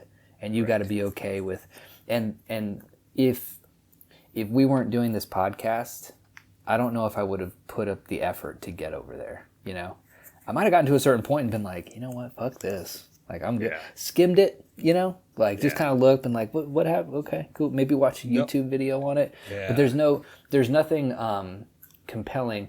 To loop it back around to your point, right? Is that like this was kind of the twilight of the rock star author. I mean, Mark and Chuck Palahniuk were like kind of the two last like big guys, you know. Yeah. And I think there is an element of that though. It's like you're gonna keep reading this because I'm a genius. And you're going to be impressed with the genius of what I'm doing and the cleverness of what I'm doing. And I think it's a real endurance test at times, because I'm not impressed by I'm impressed by workmanlike prose that makes me want to keep picking up the book and keep reading it. That's what impresses me. Mm-hmm. Yeah, well, I mean, this raises a whole question about like, can you get away with that anymore? I feel like there's very little, and I could be wrong about this, I feel like there's very little taste in the market for the, this is a work of genius, so you're going to plow through it because of that. And not that you can't do it, you know, but the newest one was like it was Schadenfreude or whatever that book was. I think that's kind of what that book is, right? Like I feel so like too. Most of these books got broken down into it's 1,000 pages and it's just one sentence. There's been a few of those lately. But outside of our niche Substack people who all kind of have it in their pile, but I don't believe you really read it. I don't think there's really a taste for this kind of thing either. I'm not gonna read it. I'm not reading it now. I'm good. And somebody out there who's listening to this is probably gonna put in the comments that, you know, I just need to open my mind or whatever. But I read the description of it and I read a little bit of the text and I was just like, this is the thing. I have so much, and you do too, and everybody listening to this does too. You have so much competing for your attention. I don't get to read 4 hours a day. I get to read half an hour to an hour a day. Yeah, an hour is a good day of reading for me. And just with things going on, writing, work, life, blah, blah, blah, blah, blah. I don't know if I got it in me to like read through the, like, as you say, like kind of navel gazy stuff, man. Like you're going to have to like kind of grab me by the throat. I think if I hadn't been planning to do a podcast on this, I may have read it, but I think after like just being honest, I think after like the third extended Johnny Truant footnote, I would have just stopped reading those, and I would have just read the main text. I think that's what I would have done. I agree 100%. What did make you decide to do House of Leaves? I have a big spreadsheet full of books that are a mix of stuff I love, stuff I haven't read but I know I should. And they all are stuff that I think appeals to somebody, like that somebody might want to listen to people chat about. Like they have to have a certain level of popular appeal. And then I had heard, I don't know if it was when you and I were talking in a podcast or I heard you mention in a podcast that House of Leaves was significant to you. So I was like, all right, that. Yes. Well, it was definitely Like that book, again, I said this at the beginning, so sorry listeners, but it was mainly influential in a couple of different, like the prose was definitely a part of it, but also that kind of like smarty pants attitude I think was huge for me too. I really liked being a smarty pants for a long time. And I was like, this is the smartiest of the smarty pants. Right. And, right. And I get that. It's so interesting because now, it wouldn't move the needle for me at all. But back then I was like, put the fucking text upside down and some of it's red. Whoa. Yeah. Legit though, legit. Like it really got to me, and it made me think, this is what books can be. And if we're being charitable, which I feel like we should, it kind of is, right? This is the bookest book of the early 2000s, for sure. Yeah. Yeah. Right? Yeah. It's unfilmable. It's never been filmed. Will never be filmed. I mean, we have the back rooms, right? And apparently there's a really good Doom mod that's House of Leaves. Oh, like really? That's interesting. You're like playing the original Doom, and then you're in a house, and you find a door that leads into basically the House of Leaves. Okay. That seems kind of cool. Like, maybe. Yeah.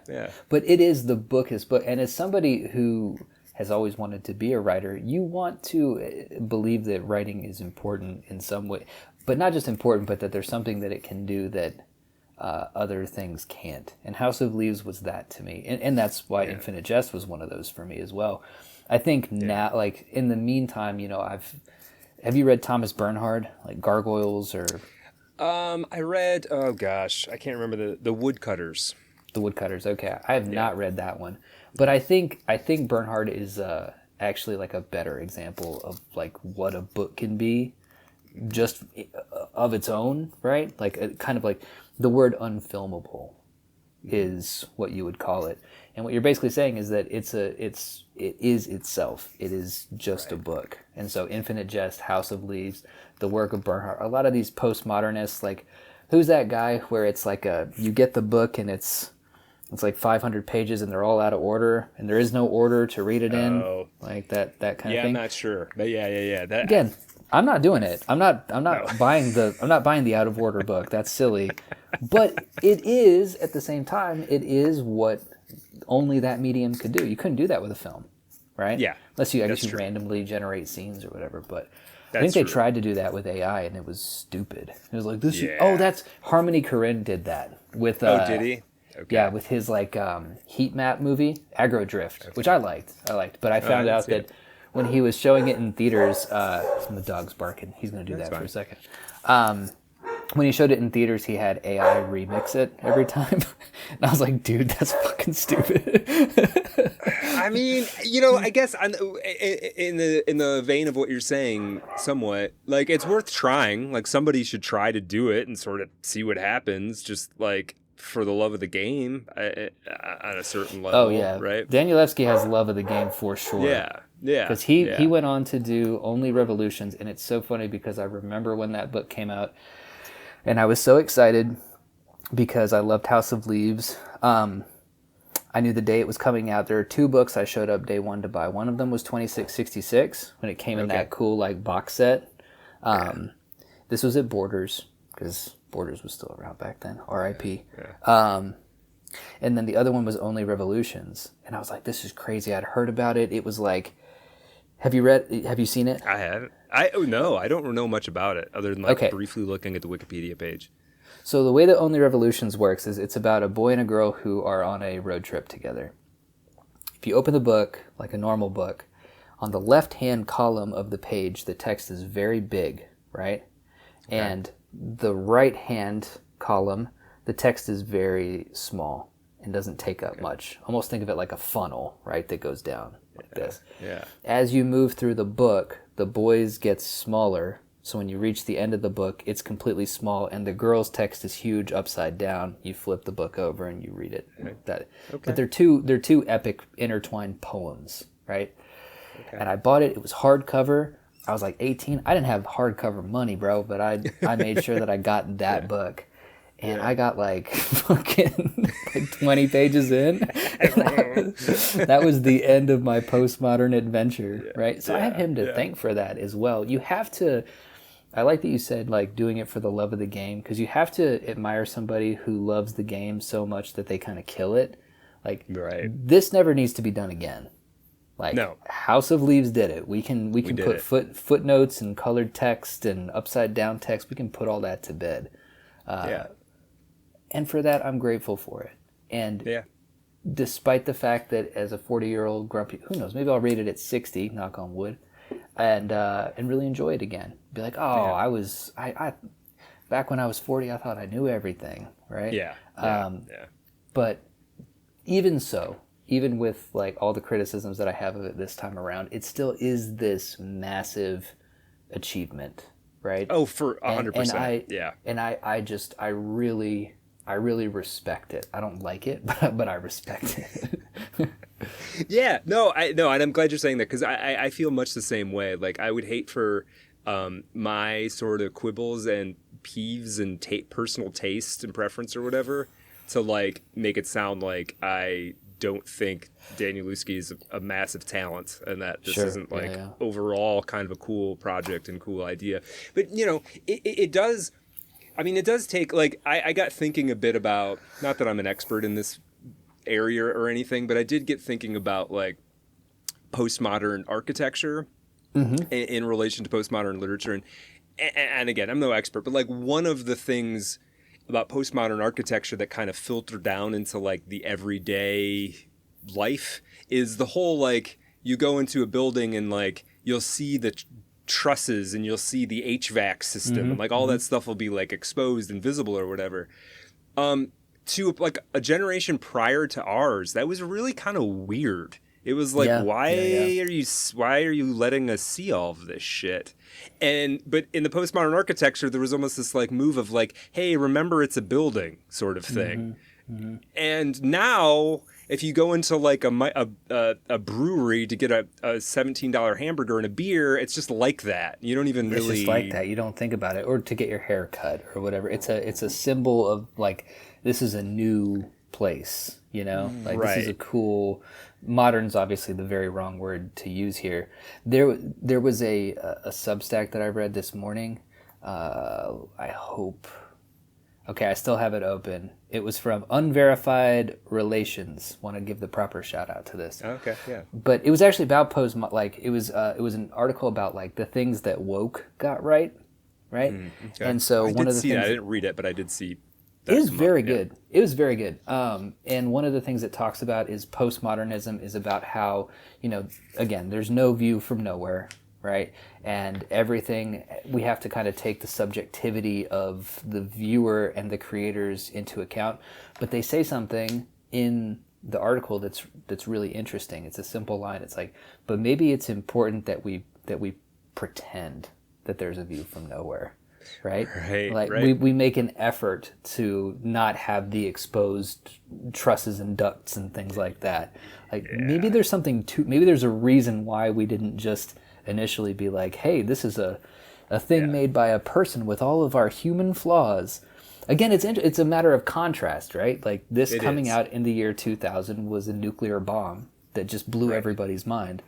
And maybe the fact that we're 26 years later and we've had the internet that whole time kind of makes us like, can we go back to like when, you know, when everything was... You see this all the time, and like this is the return guys, you know? I think in a lot of ways, this is what the return guys are really saying. Like, can we get a little bit more artifice in things? Because everybody's just walking around with their wieners out, and it's really disconcerting.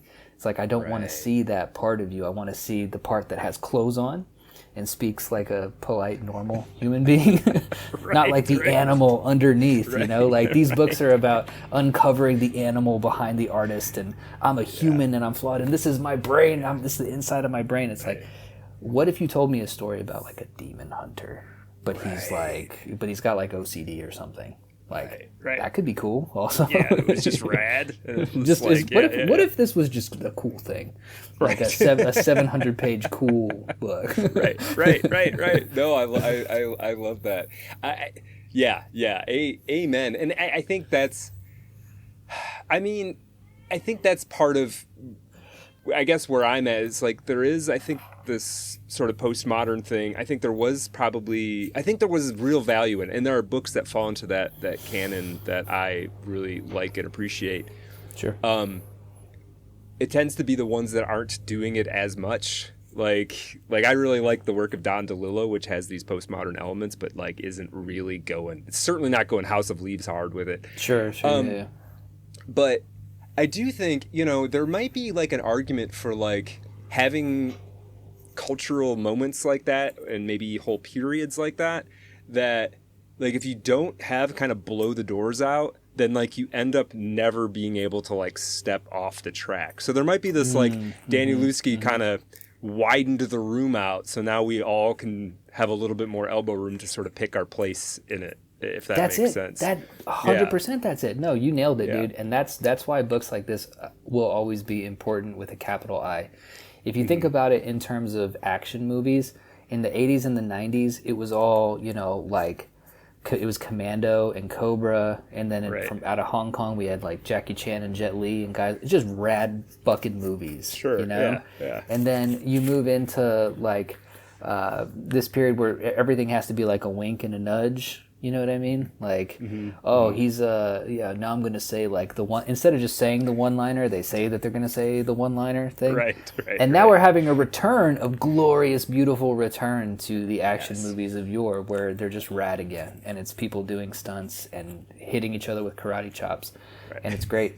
And so it's this inhale and exhale of culture, essentially, right? And of course, in 2026, we would look at a book of like House of Leaves and be like, fuck. Because we're seeing all of its children. We're seeing what House of Leaves hath wrought on the world, Right. And and that's just a function of time. It's not your fault, buddy. It's not your fault. Right. You're a good book. You're good. Right. I feel bad that I've been shit talking it the whole time, because I know. It doesn't actually reflect. I don't viscerally hate the book at all, right? Like it annoyed me, and that's it. But I some of my best friends in the world annoy the shit out of me. You know, so it's one of those things, right? Like I like you, but man, you fucking bother me sometimes. Yeah. No, I think that's a good way to think about it. I just want to point out the probably the most I rolled my eyes, and then we'll move into just to give a sense of like where my thing was. Yeah, no, I mean I did like it, but just like give you an example, because there was moments I loved and I was locked in. I loved all of the labyrinth exploration thing. I just extolled stuff I liked for a little bit. I liked when Will Davidson went back after Tom had died saving his daughter, and then he goes back, he goes in with the bicycle, and then there was another moment that really affected me. He's riding the bike, and then it starts being on a downslope, and then he tries to turn around and he's on a downslope again. And it was this beautiful like inverted trap kind of where it's like, because in the moment when it happened, he was like, man, this would be a lot easier if I was going downhill. Like, and then, okay, that's what we're doing. There's so much in that forever. Scene that works so well. Forever. Yeah. And then he realizes that there's like a chasm at some point, right? So he slides to a stop, and he's dangling over a chasm. And then the part that was the one that gave me the willies was when up is down and down is up. Like he starts to lose like that spatial direction. I was like, oh fuck, this is making me really uncomfortable. Right. Yeah, so a lot of that stuff worked awesome. Really well. Yeah. My most eye-rolly part though is when they're wheeling. I think it's when they're like putting Reston on the pulley and they're like pulling him up to the top, and then the stairway like expands rapidly. Danielewski starts like he gets down to like 5 words, and then 2 words, and then 1 word. And there was part of me, and this isn't like, I'm not like an environmentalist, man. Like, buy books with paper. I know. But there was like a moment where I was like, dude, it's a big page, and you're putting one word on it. Like, come on, man. Like, give me just write a page. Like, just put words on this page, and it would be fine. Trust me. Like nobody will. Maximalist. Like, this whole page needs like the word like falling on it. Right. Yeah, exactly. I was like, come on, dude. Come on, man. But you know how hard that hit in the year 2000, bro? When I tell right. you, I was like, "Whoa, it's all the empty space on the page." It's like it's. Right. No, dude, I get what you mean. I had it's so fun. I had the exact same thought. I was like, because there's 2 or 3 sequences where you turn 20 or 30 pages really fast. Oh yeah. And it just kept going, and I was like, I had that same reaction as you, like not with the one page, but like when I got to like the 10th page of it, I was like, I don't know about this, man. Like, right? Yeah. It would have been cool if it was just one. In the whole book, there's one page that just has like one word on it. That'd be like a cool trick, maybe. Yeah. But in this one, he really can you imagine the talks that he would have had to have had? Oh, I'll tell you the part that got. I was so pissed at this. I was about to email you. This was like the middle of the week, I think. And I got to this sequence, and I was like, I'm going to have to tell Brad, like, dude, tell me what happens for the rest of the book, because I'm done. It was when, so basically there is a legend about this area in Virginia where the house was built. And there were some fur trappers who got, like, stuck in winter, they're dying, and they're writing letters. And there's a great tidbit in there. I love this tidbit that Benjamin Franklin actually got rid of the S that looks like an F. Yeah, the long S. Yeah. That long looks like S. Yeah.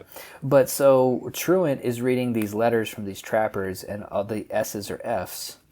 And so the entire. By the way, the next Truant scene is just as long as all the other ones. Yeah. But every S, that's also the thing. Not every S. Yeah. Some of the S's have turned into S. And it gets more. He's using it more heavily as the section goes on, if I remember right. Yeah. Yeah. And I was like, I got halfway through that, and I was like, I hate this. I don't want to do this anymore. It could have worked if he'd had like a joke that's had a word with an S in it, and that was an F. And you could have. Mm-hmm. I don't have the joke at my fingertips, but you could have made a joke in there that was funny or weird, and then just left it at that, right? And then just gone on to write normally. Yeah, when the section first starts, the first paragraph, he's doing it, and I was like, oh, that's funny. And I thought that was going to be it. Yeah. And then it's like, going. Oh, fuck, and now you're going to we get the point, dude. Yeah. So imagine just like the thing with the editors, because there's so much stuff in there that's like struck through or misspelled on purpose, or, does it have multiple meanings?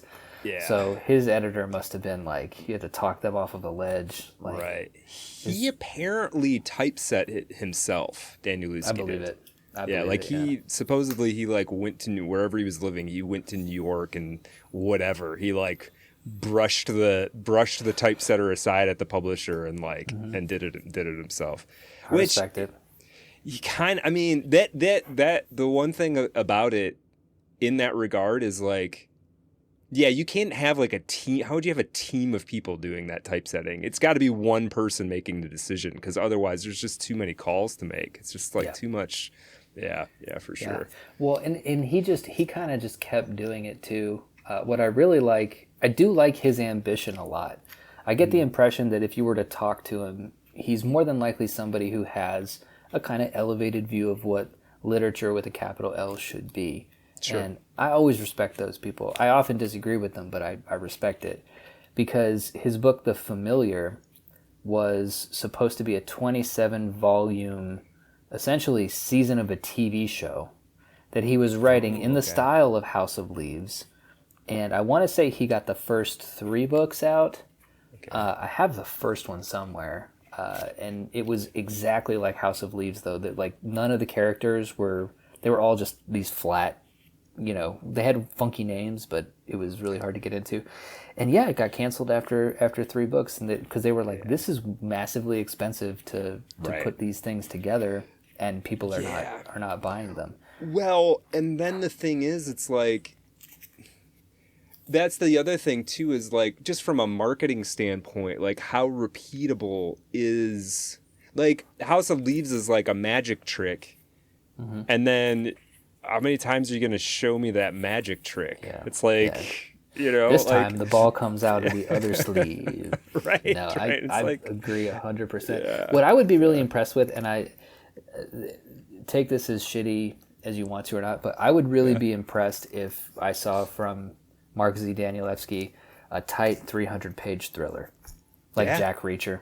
Just show me what you can do. You know what I mean? Right. Like that's the thing that gets me a lot about literary people in general. I will respect your opinion so much more if you prove to me that you can do it. Dennis Johnson did it with Nobody Move, right? Yeah. Like that's a Cormac McCarthy did it with No Country for Old Men. Yeah. Like just do one book where you attempt to do like a thriller or a crime book or a horror sci-fi, you know? Dude, I'm trying to write this basically True Detective set in 1934, and it's hard as hell. Just because there's so many plot dependent there, and I'm trying not to make it like overstuffed, but like everything has to be dependent on everything else, and they're solving a mystery. It's like it's hard, man. It's tough, dude. It's difficult. Yeah. It's tough. And I mean, I'm sure Earth and Dark was tough too, but I mean, like once you had the general conceit, you had your good characters that you drew very well, and then you can kind of follow them into this mystery and just see where it goes. It's actually the perfect discovery writer book in a way. Yeah. It's like, hey, there's a weird hole, or there's a weird hole in this wall in this sewer. Right. Wonder what's going to happen if we go into it. What's going to happen? Yeah. And then, but when you get to and that's what I like about, because I've been studying and working and tweaking on my new books as well, because that's my ultimate goal. My ultimate goal is to, without losing my voice or kind of compromising my quote unquote artistic integrity, being able to do like just an airport thriller, like just a breezy crime, like, because I'm beginning to believe that's actually the hardest thing to do in writing, because of what you're talking. It's much more like architecture than anything else, because I have like 3 documents for what I'm working on right now. I'm not a world builder. I'm not wasting my time doing all that, but I have to keep everything in this other document so that I don't fuck it up and like get confused in my own book. And it's just a completely like, I've written, I think 10 books now, but like all of those were comparatively very easy because I was just following my muse. Right. Where do I want to go next? Cool, I'll go there. Right. So my challenge to Mark is, write like a James Patterson style book. Yeah. Just show us all how easy it is, and how the plebs are so retarded that this is just the easiest thing in the world. Like I would like to see it. Yeah. I think he could pull it off. I think he would have to resist. And I'm kind of assuming here, partially because I guess I'm seeing what I have to resist. He have to like reduce the tendency to maximize and expand it and add things, right? There's a certain level of like that doesn't go in here. Yeah, and he'd have to do the thing that Gen X and to a certain extent millennial artist types hate to do the most, which is to embrace cliche. Yeah, it's the toughest thing to do to get to a scene where like, fuck, this is a scene that's been done 100,000 times, and then realizing like, well, there's a reason for it. It's because it's very satisfying for that thing to happen, and to push against that artsy, fartsy attitude that I'm speaking about myself right now, where when I get to that, I always want to do this thing where it's like, the bad guy has the good guy at gunpoint, and he's giving his speech, but then he just stops the speech and just shoots the good guy. We've never seen that before. And then everybody's like, yeah, we don't see that because that sucks. And it's not it's not a good story. No, dude, I hear you. It took me forever, and I still have that same tendency that you're talking about. But it did take me a long time to like realize that you can have some cliche in plot. Like people want a certain degree of familiarity, especially like I'm tending to do these sort of, so far, I've done this kind of like psychedelic out there stuff. Put a little cliched plot line in there actually is like super grounding and orients people to it's fantastic. To go with the rest of the insanity, right? Exactly. Yeah. Exactly. Yeah, otherwise you're just kind of floating off. You're floating off. Exactly. It's like, why did nobody ever think to put, ice cream on pizza? It's like, because nobody wants that. But what you can do is you can give them a really, really good pizza, and then maybe at some little points you're like, try a little bit of ice cream on that, see if you like it. Just see if you like it. Yeah. And that's the trick, and that's where I think authors like Dennis Johnson and Cormac McCarthy, and to a certain extent, the more literary genre guys like Gene Wolfe and Dan Simmons and guys like that, that's what they were really good at. you know? Yeah. I do think that Cormac McCarthy understands plots. Some people might disagree with that. But I think that obviously Dennis Johnson understood plots. Mm-hmm. Just because they did the, like, you know, Angels and Jesus' Son and Tree of Smoke, that's an epic, so that's a little bit different. But, like, you know, Dan Simmons, he and Gene Wolfe both, like, they had their hands in, like, the craft of writing, right? They were in the pulp era, PKD, same thing. Right. And then once they had that mastered so well, you don't even see it. Like, you don't see that Hyperion or the Book of the New Sun, like, has a generally pretty straightforward sci-fi plot. It's rambling and it's huge, so it keeps moving from one to the other, but that doesn't make the individual plots not simple, you know? Right. And so, like, they had this grounding that then they were able to do their prose thing because it was so ingrained in them, they didn't have to think about it. Yeah. And that's where I missed that part of writer training because I had, see, this is all fucking Mark's fault. Right. Mark's fault. Mark's fault. It's their fault because I would read that, or I would read, you know, Infinite Jest or Hyperion or whatever, and I would take all the ice cream that they put on the pizza and think that was what made it good, without realizing no, but they made a really fucking good pizza and really good ice cream, and then they mixed them together. You know what I mean? Right. So, like, getting back to basics, and again, this comes from being. I'm really off of social media for the most part. The one that I go on the most is Substack. And a lot of my friends there are writers, and I get so irritated when I see literature treated as this capital L, like, oh, we have to make a movement to create the literary man has to make a return and all this. I'm like, I would love to see you just write an airport thriller. Like, show me that you're a good crafts person instead of just like all this. But I'm saying that because it's inside of me. Right. It's been hard fought to get to where I am right now. Yeah. David from 10 years ago would not have agreed with this. Yeah. But David from 10 years ago also wasn't writing shit. So, I mean... so what the hell did he know? Yeah, what the hell did he know? Exactly. So, but... So in a way, like these books like House of Leaves, I wouldn't give this to like a young impressionable writer. Because I think they would take all the wrong lessons from it. You know what I mean? Yeah. That's a really, really good point. Yeah, you're talking about. I just did Tree of Smoke on this podcast, and there's this great, and that book is all over the place. It's amazing. I think that thing's a masterpiece. I do too. But like to what you're saying, there's this great bit towards the end where Dietrich Feist is going to kill. The double agent, the Vietnamese guy that's been on both sides of the line, and it's page after page of like the assassin, who's this guy borrowed from German intelligence, like figuring out how he's going to kill him, sort of arguing with his handlers. It's just great little spy novella tucked into the rest of the book, and it's paced amazingly. It's suspenseful. It's kind of action oriented. It's badass because there's like weapons and like and the rest of the book is like there are other great moments in the book, but like it's crazy that this character who barely meant anything until he showed up kicks off this amazing little, I don't know, it's like 60-page sequence of maybe even shorter than that.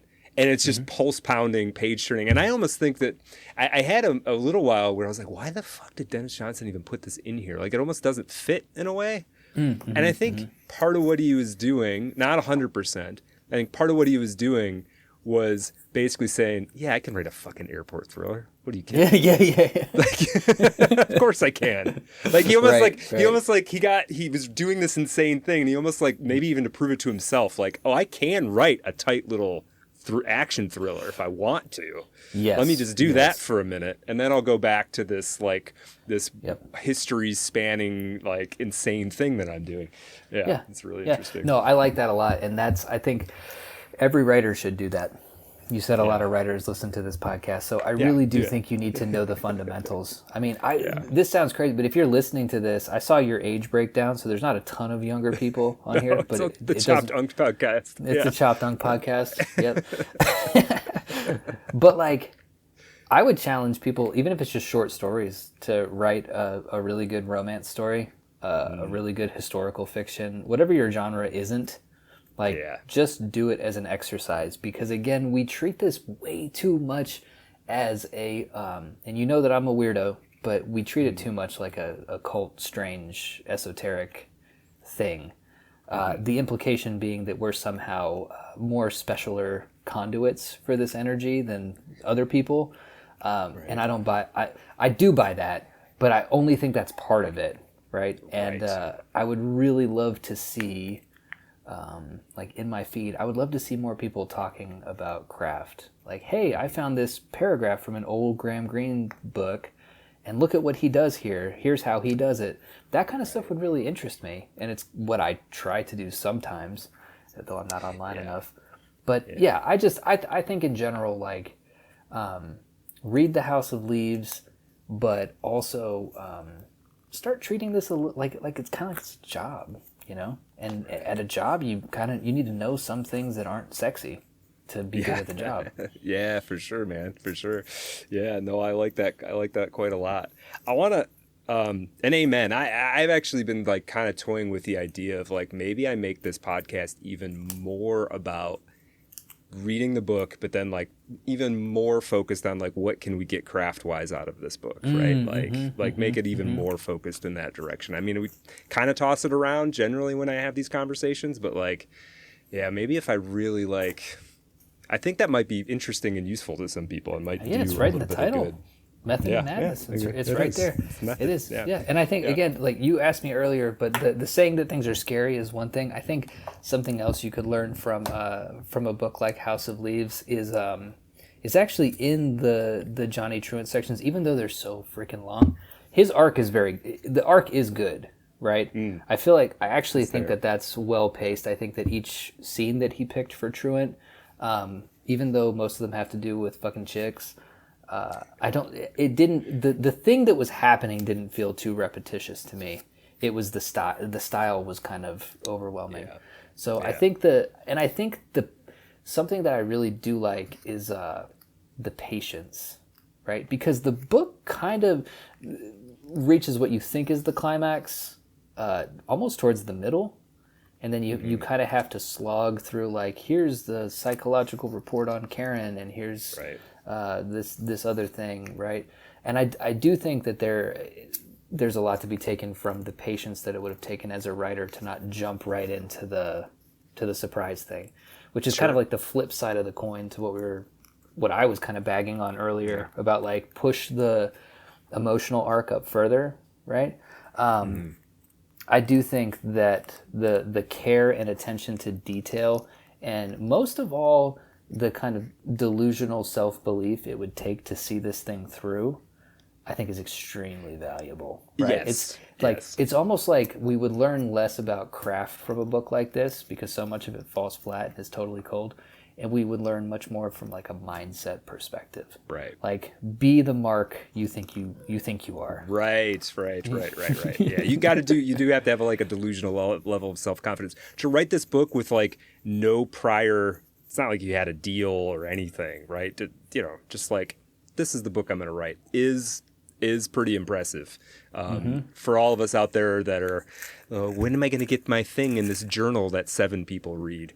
Like, that's not how Danielewski was rolling. He was going to write House of Leaves, and that is pretty cool. Yeah. And then he just moved on. And it was the wrong move. He should have tried to just write regular fiction. I'm talking like he's dead. He can still do that. Right. Yeah. But he just apparently wrote, he just put out Tom's Crossing, like a 1,200-page thing. No, of course. I have it. I bought that. Oh, okay. What am I saying? I'm not. I might check out Tom's Crossing. I was interested in that. Yeah. I don't know much about it. Especially because I heard that it gets like really weird. There's like ghosts or aliens or something involved in it. But no, I think I think that there's something to be taken away from the mindset, and I think that there's something like going forward with a conceit that's kind of difficult. Like, I don't know. Have you ever told people about the book. I like to test out, just telling people about, like, I work with blue collar guys. I know you do. I am a blue collar guy. Yeah. See that subtle separation that I do still? It's me and then it's them. Yeah. Right. But if I told them, well, it's a book about a house that's bigger on the inside than on the outside, and they're like, oh, cool. So it's got like a monster in it. Not exactly. You see, man is the true monster, and right. Yeah. So I mean, confidence and moving forward with your strange conceits and following your obsessions is huge. Yeah. I think your obsession should make. I think that's the only reason you should write books. No. I've probably said this on here enough that it might be even annoying to some people, but I really think like the job of the writer is to make the things that are interesting to you interesting to other people. I think that's that's at least one part of the job description, I think. You know what? Hearing you say that, put the book in this light, right? Again, what if this is just what he's it's just something that's really interesting to him? Like, what if you were to sit him down and be like, why did you write this book? What was it about? He's like, I'm really into architecture, which he is. He wrote the introduction for Bachelard's Poetics of Spaces. Yeah. So he's an architecture nerd. Right. So if you kind of look at that like this is what I'm into, dude. Right. I'm into space and houses and this kind of. That's cool. Yeah. It's cool, man. Yeah, it's cool. Yeah. I got one other little area I wanna just talk about. I don't think it's take long, but I did get really interested, and you sort of touched on it earlier. I did get interested in this book as being both in its publication date, kind of coming right. I mean, the internet was available in 2000. Obviously, I had some dial-up modem at my parents' house in 2000, but we weren't in whatever we're in now, right, where it was effectively like the dominant phenomena in everybody's life in some way or another. I did get interested in that, not only as sort of like business, as like a publishing business thing, but I also got thinking about that within the book itself, because, and then I was listening to, and maybe this will tie together, I was listening to yesterday, I don't know if you ever listened to the American Alchemy podcast. It's UFO stuff. It's one of the better UFO podcasts. And I don't know if you know who Michael Shermer is, the skeptic, American skeptic guy. Yeah. So he came on and kind of had like a friendly debate with the host about UFOs, the phenomena, whatever. Yeah. And I got seeing like, and Michael Shermer, no disrespect to the guy, but I don't get what he's on about, honestly. He has this thing where it's sort of like, if there's any rational explanation, no matter how outlandish, we can't believe in this other thing because it could be this outlandish rational explanation I just came up with. And you're like, well, how is that more Occam's razor-y than, you know what I mean? There's like a weird, like, he sort of doesn't understand that the table has flipped and we're now in... The extraordinary claim is that there isn't anything going on, actually. Exactly. Like he doesn't know that flip happened. It's like, well, what if it was a complicated system of lasers that like every country on Earth would have to be in on? And, right. It's like conspiracy theories are great if they're trying to disprove Bigfoot or aliens or whatever. Right. So, and how I got thinking about this book and the Michael Shermer thing, and there's this phenomenon here. I don't know if I'm gonna be able to tease it out. I think if this book, the story in this book had taken place post-internet, I think Karen would have Googled something about your house is bigger on the inside than it is on the outside. There would have been a hit that like gave some rational seeming explanation for it, and they all would have just gone, well, all right, well, that's it. Yeah, and it's just like it would have been dead right there, right? And I think I guess my point is, after thinking about that in relation to this book, and then having this Michael Shermer conversation, which I was paying attention to very closely because I was very focused on how he was arguing and why I didn't think it worked, I think I was finally am really starting to understand how the internet has demystified things. And it's partially that. It's like we created this like rational seeming machine question answering machine.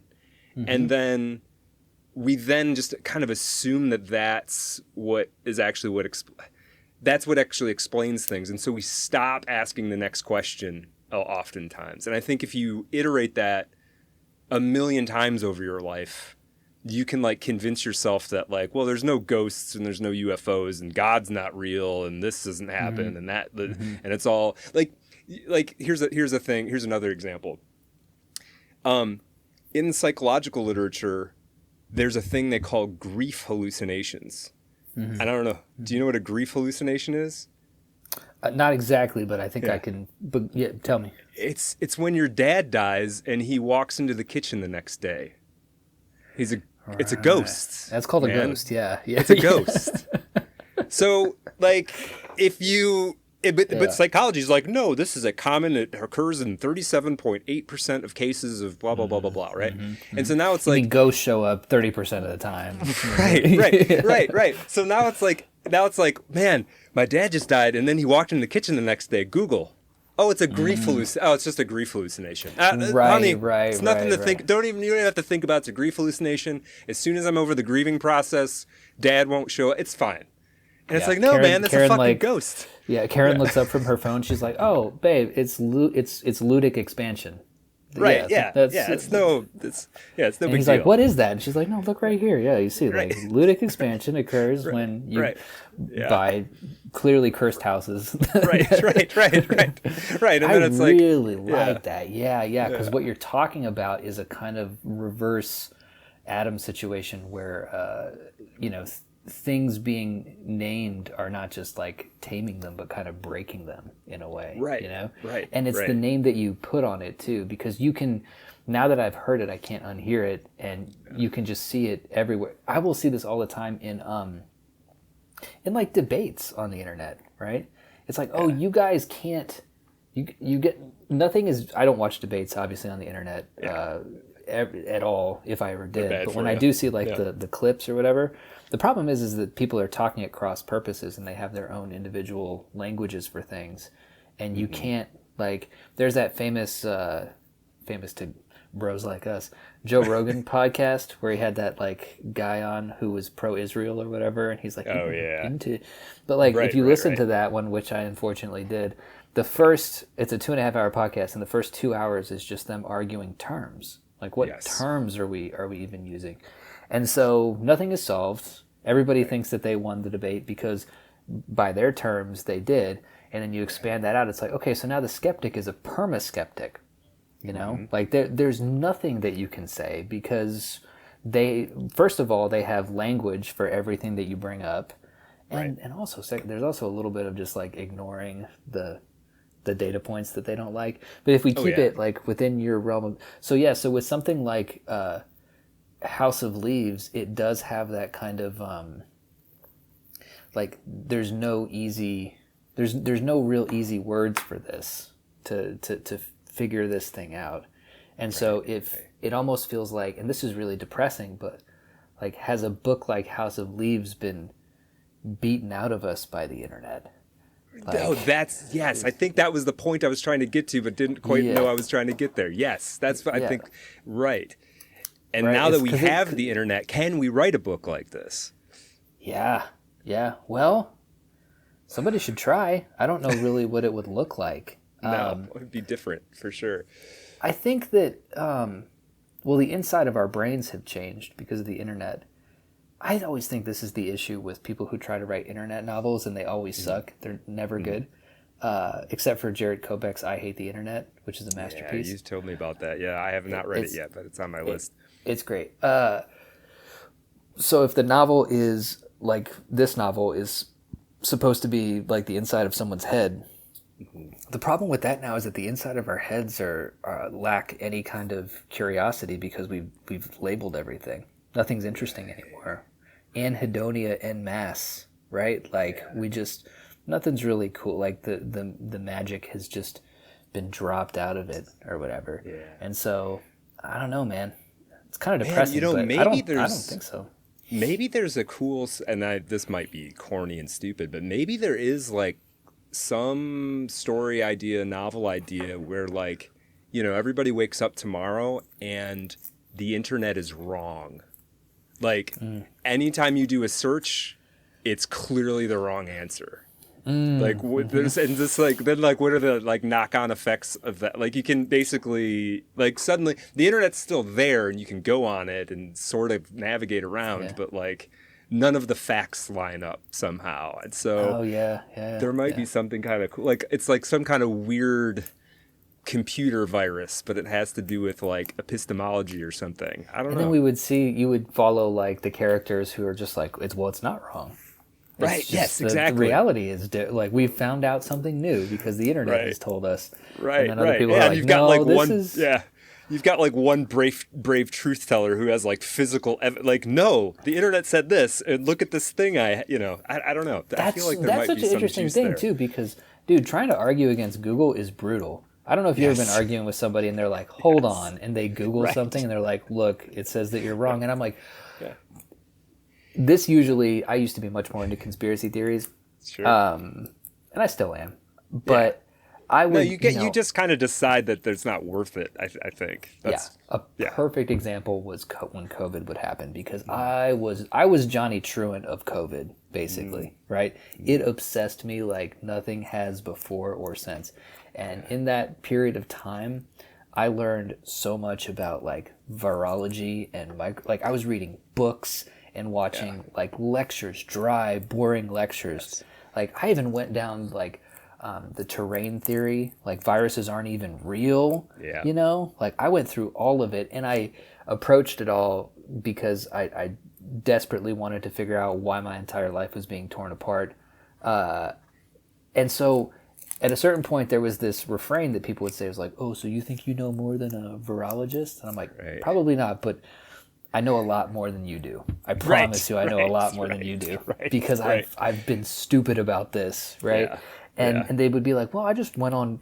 And we actually kind of do have the internet lie machine because when COVID was going on. It was like, the internet lie machine. Yeah, you would look something up, or you would say something to the effect of like, well, 6 feet doesn't make a or the masks don't make a difference, right? And they'd be like, hold on, Google, are masks effective at stopping COVID transmission? And Google would be like, yep, absolutely, 100%. Yeah, and they'd be like, and then they just show it to you. They show it to you. Maybe that's a way to do the COVID novel without ever having to touch that nonsense ever again. Like, you're just a guy who he's right about this one. I'm not right about a lot. Yeah. That's how that character would have to. He ought not to be like a genius or know even that much. It's just like he's got ground truth on one thing. Right. He's like, I know for a fact that diseases spread this way or whatever it is, that this temperature, this place is this temperature at this time of year, and everybody's like, it says it's cold. And he's like Mexico City in July is not cold. And like, I don't know what to tell you, man. Like, I don't know what to tell you, man. The internet. All these Nobel Prize winners are all saying that you're wrong. Yeah, exactly.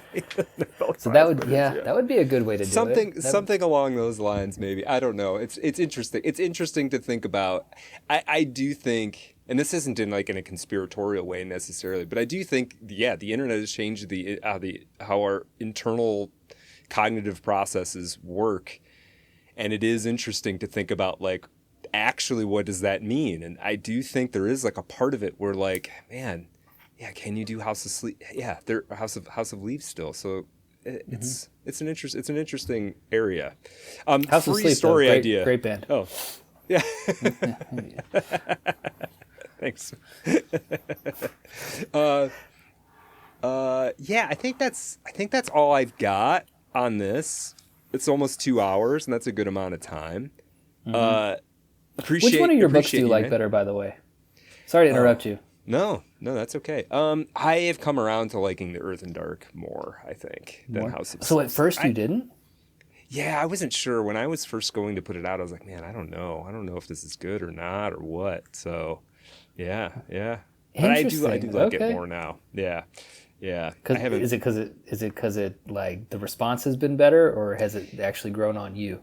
Well, I think there were some things that I was not 100% sure worked, and then the response specifically allayed those concerns, and like it like allowed me to like it more. If that makes sense. It's like, no, I get it. Like I didn't know if the ending worked, for instance, and then a bunch of people told me the ending was good, and I was like, okay, maybe I was like, okay, cool. I'm glad, because I thought maybe it sucked. I wasn't sure, so it like helped me. Yeah. That's cool. Though. What about you? What about you? What's your favorite of your books? That's an interesting question. God's Fair No Better, easily. Yeah. That's my favorite one, because it's the big one, and it's just the kitchen sink I threw.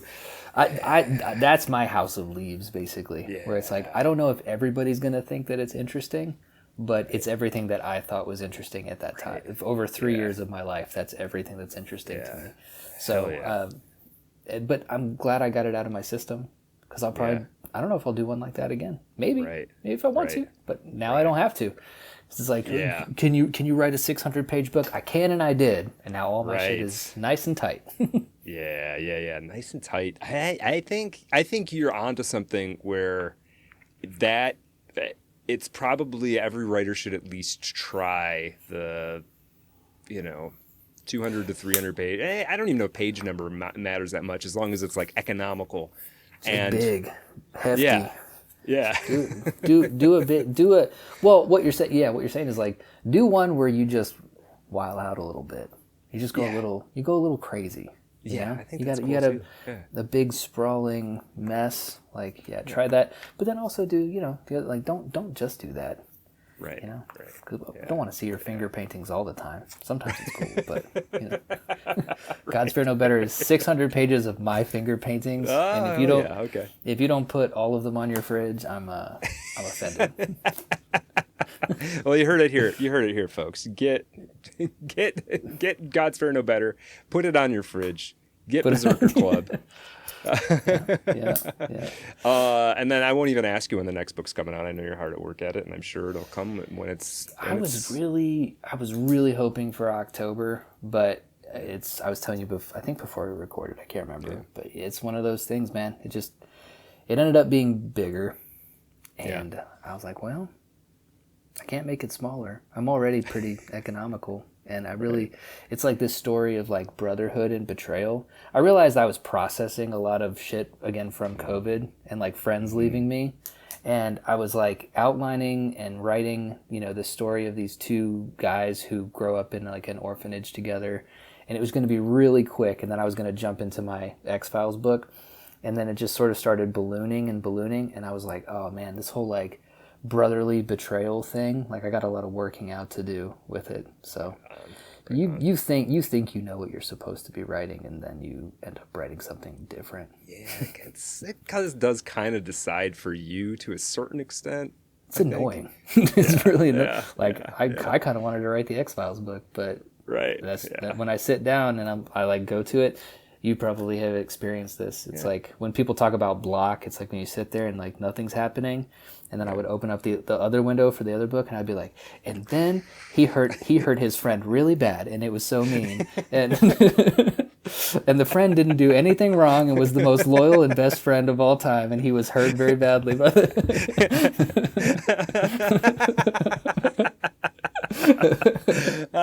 Yes, and then that's great. That's good stuff.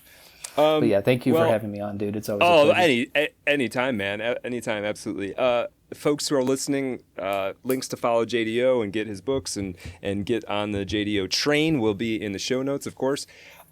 For people who listen to Method Madness, coming up for main episodes, I've got Italo Calvino's If on a Winter's Night a Traveler with the boys from the Getting Lit podcast, the Mats. And then after that is Meditations in Green by Stephen Wright with the great David Leo Rice. And then we'll leave it at that for now. And of course, more Melee episodes and other fun stuff as always. So thanks for riding with me, and I'll see you on the next one. Have you ever heard about Willie the Weeper? Had a job as a chimney sweeper. He had the dope habit and he had his bad. Listen while I tell you about a dream he had. Oh, oh. down to the dope shop one Saturday night. He knew the lights would all be burning bright. Well, I guess he smoked a dozen pills or more. When he woke up, he was on a foreign shore.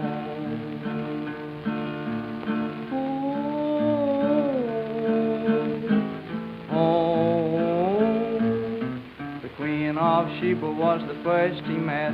She called him lovey-dovey and honey pet.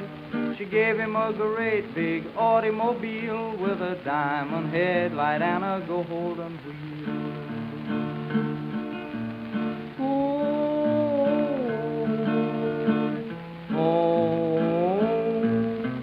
Down in Honolulu, Willie fell in a trance, seeing the dusky beauties do the hula dance. His sweetie got in jail and Willie sure did shout when he got the news that she had wiggled out.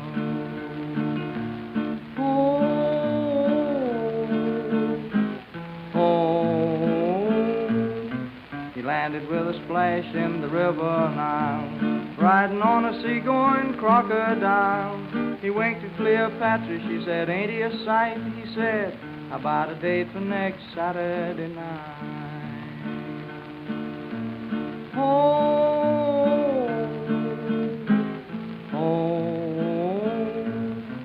He had 1,000,000 cattle and he had 1,000,000 sheep, had 1,000,000 vessels on the ocean deep, had $1,000,000 all in nickels and dimes. Well, he knew because he counted it 1,000 times.